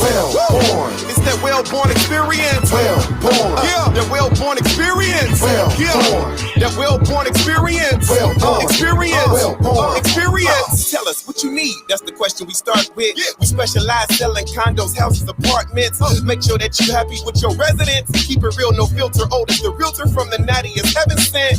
It's the well-born experience. Ain't nothing like it. Every time he talk to his client, he's so excited just knowing he able to put them in a place to lay their head. Not focusing on his profits, but on the client instead. Right. He keeps it so professional and from his conversation. You can tell he studies before sharing information. Educated, motivated, ain't nobody better. Who's willing to walk you through every step to relieve the pressure? Yeah. And just so you know it's real, you get a special personalized rug once he closes the deal. So go and call him up so he can get you live. 513-252-1055. Again, that's 513-252-1055. Again, 513-252-1055. All right. Good morning to you. Thank you for being here. Let's get back into it. Don't forget, Melanin Insights podcast coming up soon. Hosted by Britt and Cass. I think you're going to love it. You're going to fall in love with them. They've got a unique perspective, and glad to be working with them. They've been working hard behind the scenes. They've been working hard behind the scenes for their podcast, and I know you're going to love it. When it goes out, please lift them up. Let as many people know about the podcast. Please share it. And then I plan to have them on the show real soon to talk about their podcast, to talk about, what they want to do with it, and what they're going to talk about. So this morning we talked about Mike DeWine using Trump tactics against CPS. If you're a board member, stand strong. Stand strong. I don't know what this agreement was, although I did receive some information. Put it that way. And it was quite interesting. Some of the correspondence between the board members, quite interesting. I'll share with you a bit more with that throughout the rest of the week, but very interesting. Let's put it that way. I don't give a damn about no agreements you made with the governor. Who cares? The only agreement that matters is the agreement you make with the students and the parents, because we're the people that put you in office, so the school board members. Just so you remember that. It was the voters that put you there. Wasn't no damn Mike DeWine. Mike DeWine cannot take you off of the school board. The people can. So I know he's the governor, and I respect the governor's role and all this kind of stuff, but these Trumpian tactics, I'm just going to keep on calling them out. I'm going to try to embarrass them and use the media to put leverage and pressure on the superintendent. These folks are trying to do the best they can do. They made a decision. It wasn't a perfect decision. I don't think it's a decision that makes anybody happy, quite honestly, across the board. Nobody's 100% happy with it, but we are where we are. Let us deal with this, Mike DeWine. Let us deal with this. This damn foolery. April writes, let him hang up, Nate. Leslie writes, you are a much better one than me, Nate. I'm just saying. Really? About Drop? I enjoy Drop's conversations. He don't make a lot of sense, but okay. Let me see. No heat for Trump, just holding off, holding of the crotch. Right. When it comes to Trump, there's no heat, no accountability. Now all of a sudden you want to talk about lies. Man, please. Please. Maurice writes, or replying to Maurice Brown, you signed that PG letter too, or was there another Maurice Brown that did? Got love for you, but you did that. Wasn't a good look. This is amazing to me. Leave Maurice and Lincoln, anybody else that want to sign on a letter of support for somebody that they support. Leave them the F alone. How you gonna tell somebody, a grown person, what they need to do? Don't nobody give a damn about what you think about what somebody else did. Maurice, tell them with your chest, man, you did it because you wanted to, period. That's it. Like it or don't like it. What the hell are you talking about? The same dude was running around with a John Cranley t-shirt on, disrupting the NAACP forum for John Cranley. When John Cranley was running around, was out here trying to make it seem like a sister don't know business because she was asking for Children's Hospital to give a little bit more to Avondale. Remember this? Come on, please stop it. And if somebody's going to do it, it shouldn't be you, man, because hell no.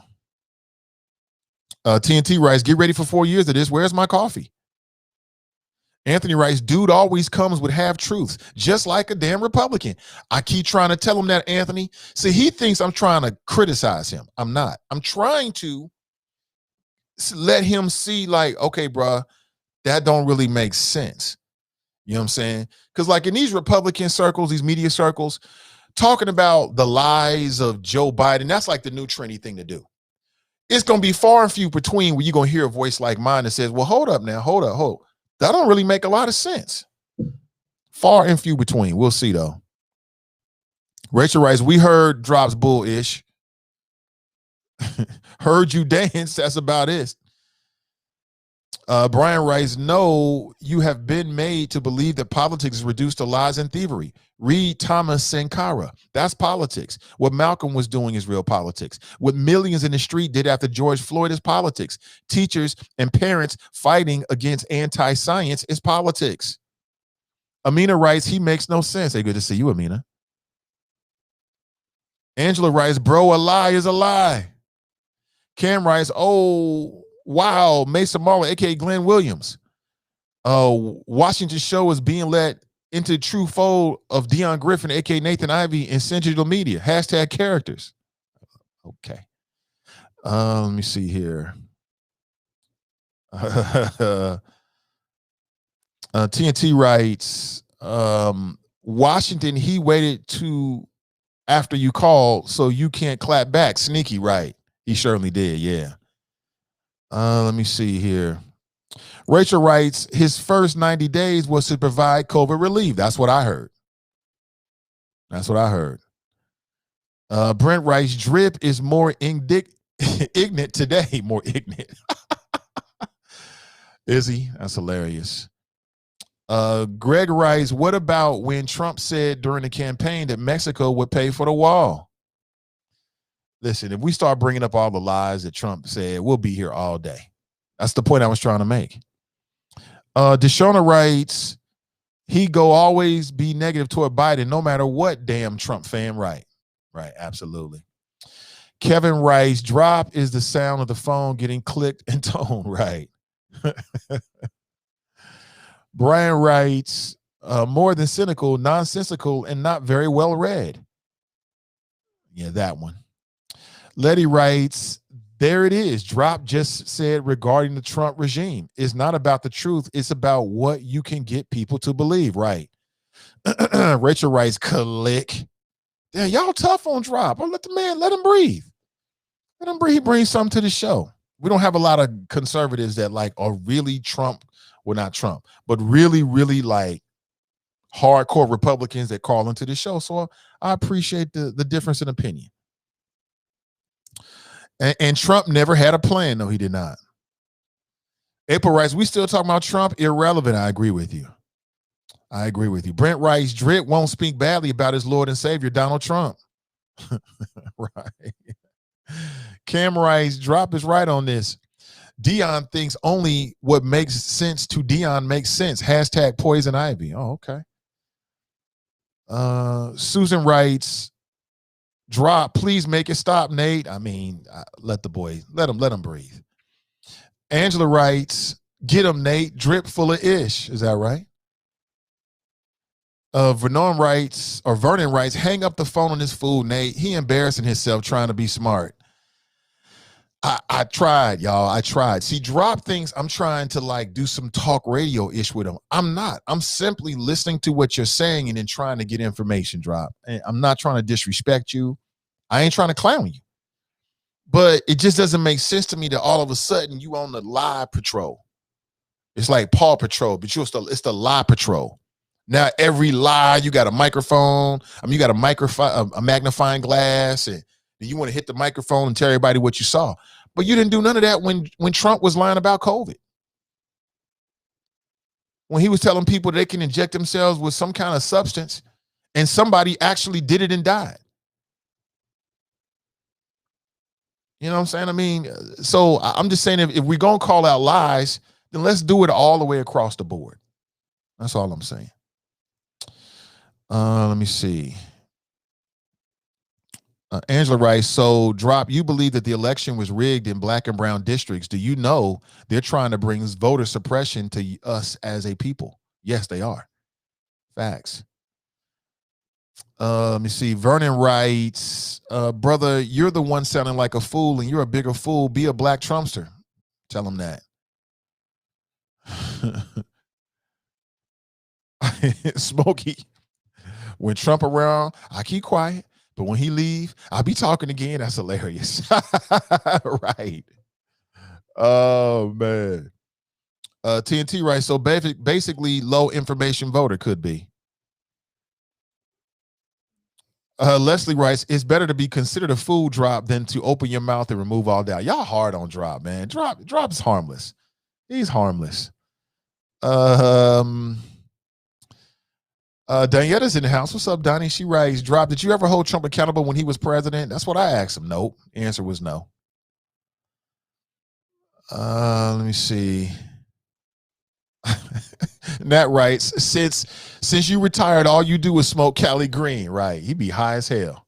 That's why Drop be getting up in the morning, man. He be high. Because, in Cali, all that stuff is legal. He even admitted he gets it sent straight to the house. Yolanda writes, CPS school board meeting today at 4 p.m. Oh, dear Lord. Ain't no telling what these folks going to do. A little bit of pressure from the governor. They might just fold all in. And my thing is, what is the governor going to do? Like, what is he going to do to CPS? Like what? Keep talking about you? How far is that going to really play? And then when is the media going to stand up and defend the decision that was made by the board of CPS with the facts? Like, hold on, Governor. This doesn't really make a lot of sense. Did you know, kind of thing? I haven't heard enough of that from the mainstream media in terms of defending the decision. They just keep reporting what he said as if he's got some kind of point. It was a sinister thing to ask anyway. It was straight up dangerous. How you gonna leverage COVID vaccinations for teachers and frontline workers over school boards in an effort to get them to go back before it's really safe to do so? What kind of man does that? What kind of leader does that? It's some Trumpian type stuff. I'm telling you, watch these Republicans in leadership positions, because a lot of them supported Trump all the way through. And even though he did some things that were embarrassing, they looked at his tactics and thought, oh, okay, well, minus you, we might use this. Oh, you can get this off? Oh, you can do this? The governor is using his Trumpian tactics against the CPS school board and calling out Walnut Hills. What exactly is he going to do? And how is that going to carry over in terms of, his bid to run for re-election? To me, that don't look good. Maybe I'm reading it wrong. That doesn't look good to me, but you tell me what you think. April writes, school all year long, all year round. Brian writes, let's say people are right and Walnut is getting special privilege. Okay, then let's fight together to keep your kids' school virtual or your community school virtual. I'm here for it. I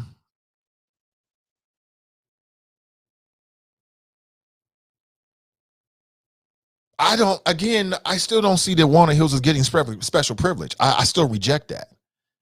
I think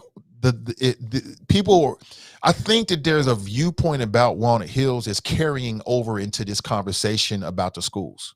And I get it. But as a Walnut Hills parent, in my opinion, the reason why the board reversed their previous decision to reconsider it about Walnut Hills was because of the science. Was because at Walnut Hills, because of the overcrowding and because of the square footage in the building, they weren't going to be able to provide even 3 feet of distance. That was not going to happen at Walnut Hills. I don't care what they say, it wasn't going to happen. And so you had board members who got more information and it started to be a chink in the armor. And they started to turn around and think, you know what, you're right about that. At other schools, being closer to 6 feet was much more of a reality. That was something that was doable. Now, I'll say it again. You know me, I felt the same way. Keep everybody virtual. But I keep hearing this special privilege thing, and I just don't see that. What I see is you have a school building that's got a very dense population and not a lot of square footage. Ain't a whole lot of place for the kids to go, especially when they're traversing from they're changing classes. It was not going to happen. 3 feet of space was not going to happen when they're changing classes. I don't care what nobody says. And then, again, I'm not sure you had the benefit of this, but as a Walnut Hills parent, I did receive a correspondence in which they gave us more details about their safety plan. It was subpar. The safety plan was subpar. It was sub-safety. And so that's the reason why you had board members who were faced with this. It was incontrovertible. There was no arguing this. You know, they tried. You know what I'm saying? You had people from the district that kept talking about the information and they had a plan, we got scrubbers and all this kind of stuff, but it just wasn't enough in terms of square footage. And that's what I see. Other folks might see something different. Let me go to the phones here. Hey, good morning. Welcome to the show. Hello, Nathan. How are you doing? I'm doing great. It's wonderful.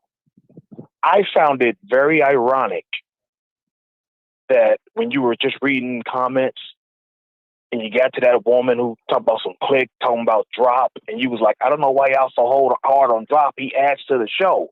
I've been telling that woman that for 6 months. You add nothing to this show. All you do is insult people.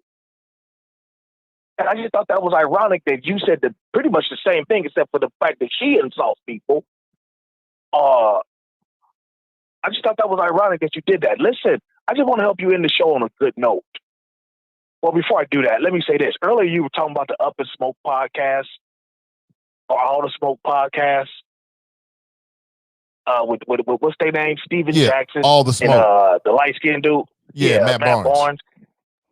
You know what? I stopped watching that podcast, and it was because of you. You remember that link you sent me where they were interviewing Ken Griffey Jr.? Right. Yeah, I remember that. Yeah. That was the last episode I watched because if you know, first of all, they don't know their guests.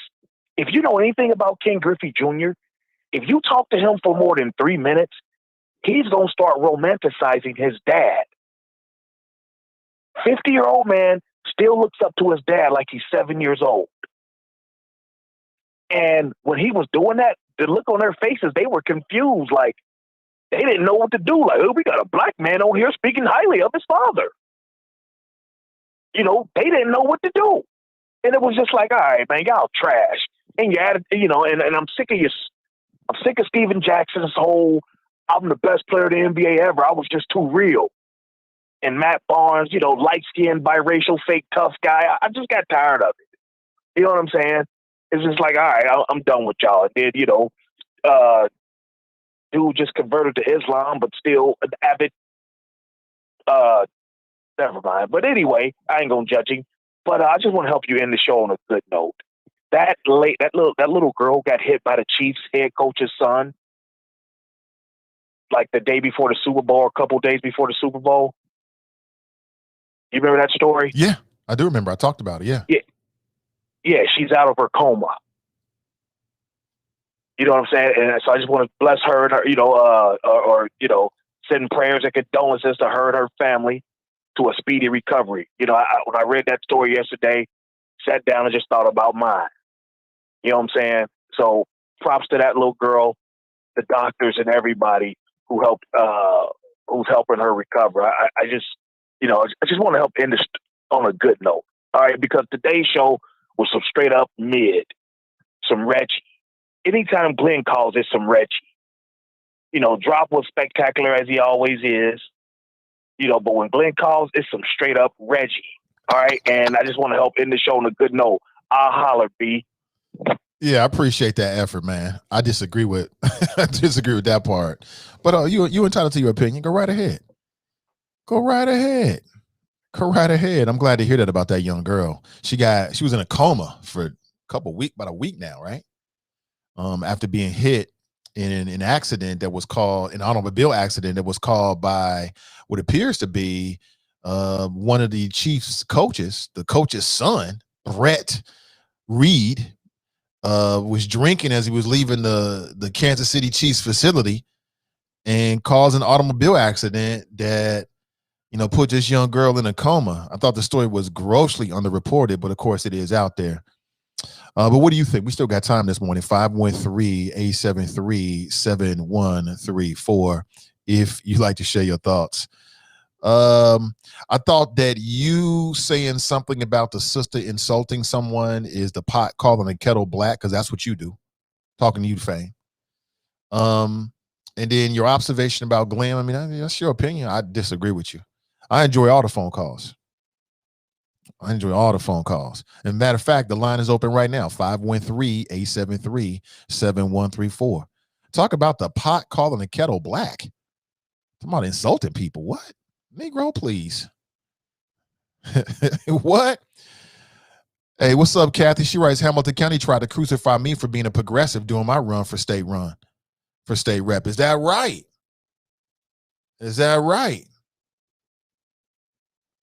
I don't know see, the Democrat Party going to have to reconcile with the progressive wing of the Democrat Party. That's your future right there. I don't care what they say. That is your future. That's where the best ideas from the Democrat Party come from. The best ideas that come from the Democrat Party come from the progressive wing of the Democrat Party. Everything else is conciliatory, and it's all about compromising with people that don't want to compromise with you. We need equity policy intangibles for working class people, period. No quarter, no back up, no back down. That's what we need. Period. We love socialism for rich people. You start talking about tax breaks for rich people, even non-wealthy people, working class people have been conditioned to think that somehow this is going to benefit you. Oh yeah, do it. They're job creators. Huh? How's that working for you? Let's go to the phones. Good morning. Welcome to the show.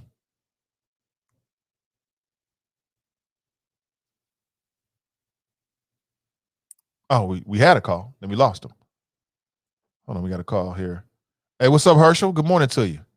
Oh, thank you so much, Tanika. I appreciate it. What's up, Maurice? Wake up. Kanye, please watch this and wake up. Absolutely. I'm with you 100%. I think someone's calling us back here. Let me see. We'll put them on the line. Hey, good morning. Welcome to the show. Good morning, Nate. What up, Kev? Kev on the set. What's up, Kev? Look, doing well. Man, I can't even abide right now what folks out here trying to do to PG, man. I mean, he ain't done. He hasn't been found guilty of anything.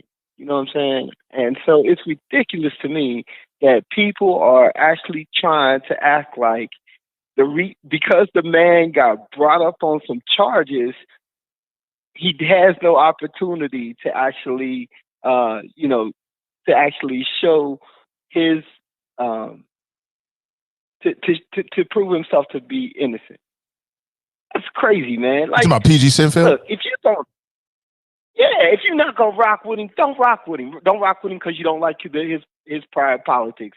Don't rock with him because he's been in the public face for a long time, and you don't agree to his accomplishments, or maybe don't agree to the things that he has signed on to in the past. But because he's only one of the 3 people that didn't actually say, hey, look, I did it, right? So for right now, he got every right to run.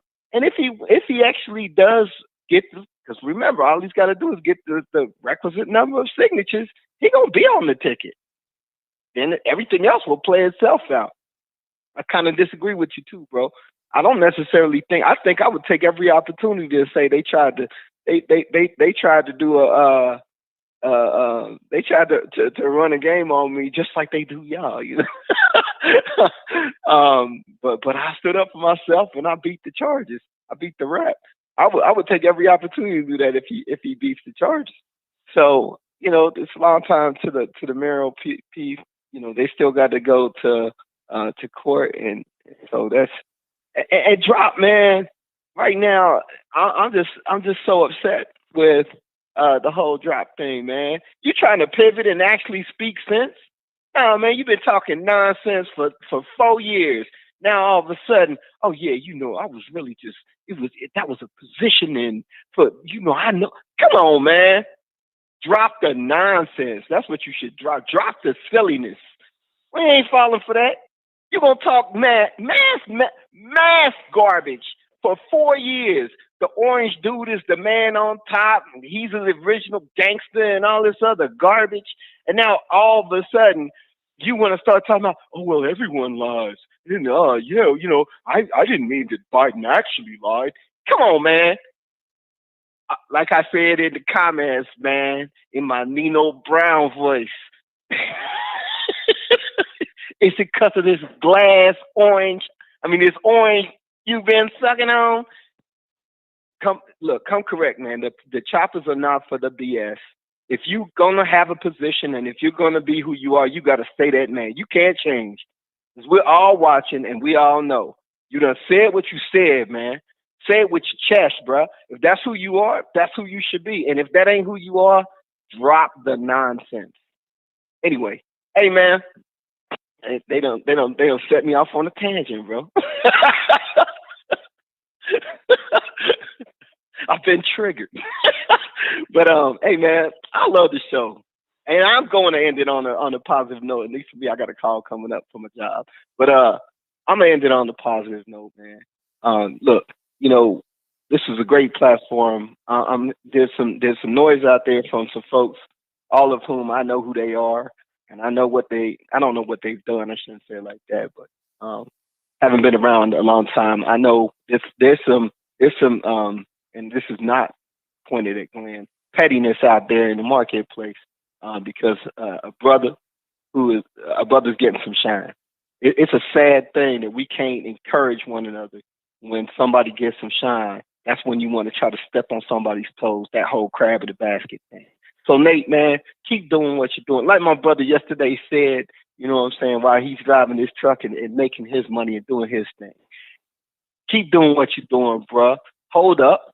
Don't let them hold you down. And for the people out there that want to pivot, drop the nonsense. We are not falling for it, bruh. We are not blind to the facts. Peace, man. Be blessed. Oh, same to you, brother. Appreciate it. I'm not sure what he talking about. Again, some of these folks I think that he's referring to, they've got me blocked on Facebook. And, you know, I'm just real good at tunnel vision. I really don't see a lot of nonsense. So if people want to talk about me or they think they know something, you go right ahead. You go right. Just knock yourself out. Just enjoy yourself. And I'll be sitting here smiling the whole time. It's all good. It's all good. Do you? To the point in which I don't like it, and then I'll make a move about it, you know, if that's what I feel like I need to do. But I mean, we'll do whatever, man. Like I said, I mean, that Inquirer article, that was cool. I mean, thanks to the Inquirer for doing an article on your boy. I'm not seeking white people's acceptance. So, To me, it helps us to give more visibility for the platform, for the other people that I work with. I was so happy in that article they mentioned Sin Digital Media. So I talked a lot about, the podcast and the folks I work with.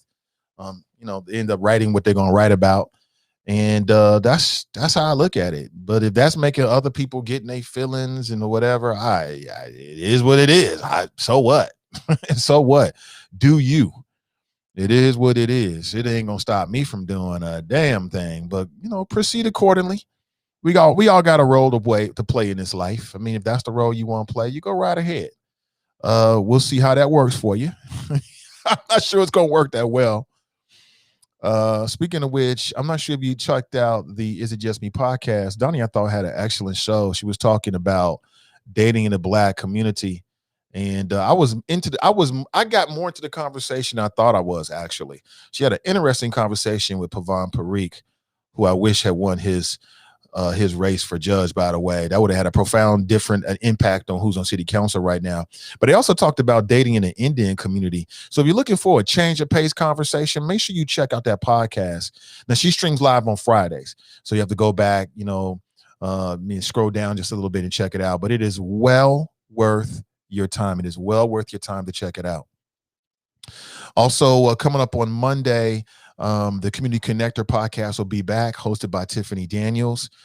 She always has guests lined up to talk about things from their particular field of expertise. I'll talk more about it tomorrow and on Friday as well, and on Monday morning, and let you know when and where you can check out that live stream. But that's typically on Mondays at 12 noon. Mondays at 12 noon. Okay. Didn't do a midday juice yesterday with Ashley. She was a bit under the weather. Hope she's feeling better, and we'll get back to it tomorrow at 1 p.m. And we continue to do our thing. We just like the little engine that could. I think I can, until everybody knows that we can, right? It's real simple. Again, if you're interested in conversations, I would tell you to check out our conversation from yesterday. We had a really nice conversation with this brother on the screen right there. He was actually in Ghana. That photograph is not from Ghana. He actually posted some images as well. You can find him on Facebook, Brother Nadir, Nadir, and you can check out, kind of get a bird's eye view into the environment that he's in right now. I thought it was a great conversation, and a lot of people said good things about it. Again, it was all him. It was all him. He had all the experience. So check out what we're doing here. If you're a creator or a creative, and perhaps we can work together on a podcast or a live stream. I've got a few ideas. I'd love to work with you. If you're an audio editor or a video editor, I would love to work with you. Hit me up with a DM, and I'll be in contact with you today, and we'll take it from there. If you're an entrepreneur and you have products and or services, and you're looking for a platform to be a part of your online strategy, well, consider CDM. Consider what we're doing here, the Nathan Ivey Show, or any or all of the shows that are within our growing network. We will connect you. Let me see. Kevin Rice, PG hasn't been found guilty of anything. Supporting the man is not a bad thing. That's my first thought. You know what I'm saying? I mean, since when are you, again, as a black man, I'm just real leery of that. I'm real leery of the whole innocent with no due process. I mean, guilty with no due process thing. That has not served black people well. So I can't buy into that across the board. And I'll say it again. People can sign on to whatever they want to sign on to. If you find yourself in some kind of legal situation and you put out a petition urging your supporters or your friends or your family members or people that like you to sign on to it, and they sign on to it, then good for you. I think that if you feel like you're innocent, no matter what the charges are, you should fight it to the nth degree. You should fight it. Isn't that what the government do? Exactly. They fight to the nth degree, even when they wrong in some cases. Look at CPS right now. If you want to talk about who's wrong, look at what CPS is doing with that Gabriel Tay case. They dead wrong and still got spending tens of thousands of dollars arguing in court that they didn't do anything wrong. So again, when individuals decide to go that route, good for you. I hope you beat the case. I don't want to see nobody go to jail unless they really deserve it. You out here harming people and robbing and stealing and all this kind of stuff, you got to go. You know what I'm saying? But it is what it is. We could all have our opinions, though.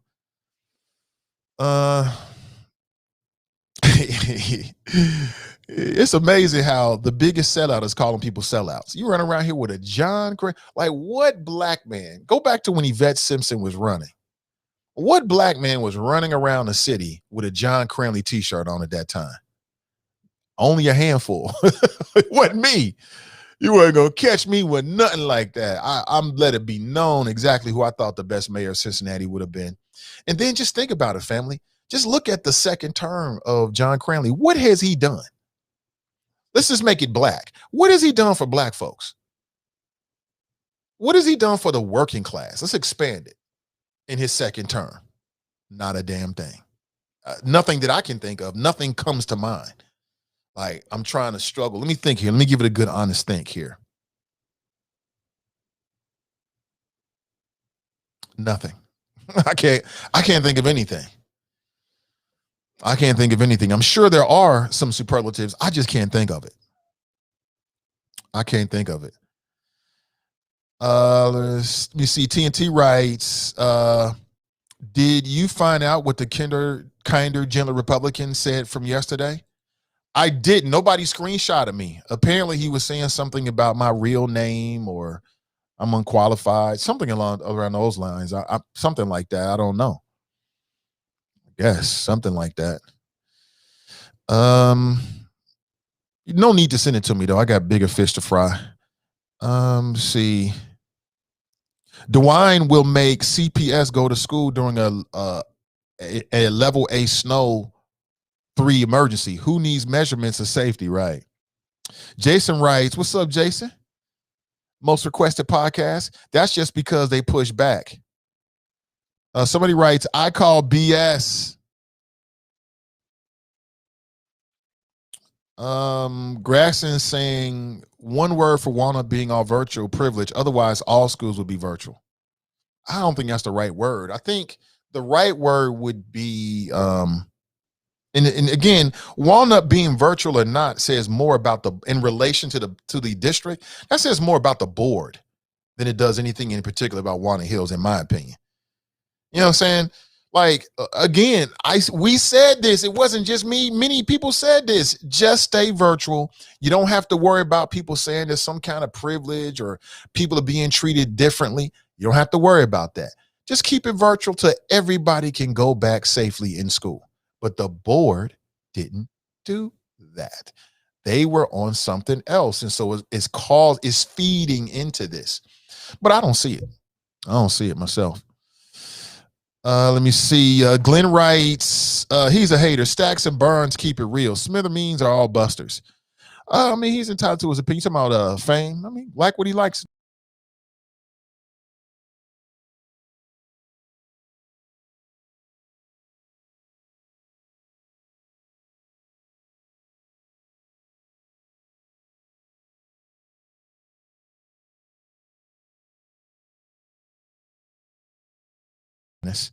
In not doing so, they open up the board for critiques and criticisms. But again, that is my time. I want to make up a little bit because we started like 10 minutes after like 7:40 this morning. So I want to give you an extra 10 minutes so we can have a full 2.5 hour show this morning. Listen, thank you so much for being here. I could do this all day. I could do this all day, but I will not. Somebody writes, square footage is the math we're using. Parents need to pull the square footage of these schools off the auditor's website, divided by the kids plus faculty per CPS website, and voice that same argument. That's because that's BS. So it's not safe enough for learning, but it's safe enough for all the sports that they still currently involved in. Walnut Hills High School is not a small school, as they are receiving special treatment. Listen, I totally understand where people are coming from in terms of their perceptions. I've got a different opinion, but you can have your opinion. You see, Graxton's calling out Kevin Marcel calls him a token. But again, brother, you were a token for John Cranley. So, I mean, it's like the pot calling the kettle black. I can only hear so much of that from somebody that allowed themselves to be a token for John Cranley. You know what I'm saying? Run around here with a John Cranley t-shirt on. It was super tight too.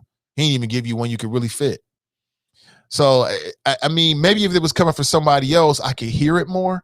But coming from you, it just seems like BS. I'm going to be honest with you. I'm gonna be honest with you. That's just how I look at it. Rachel was clapping for Kev on the sale.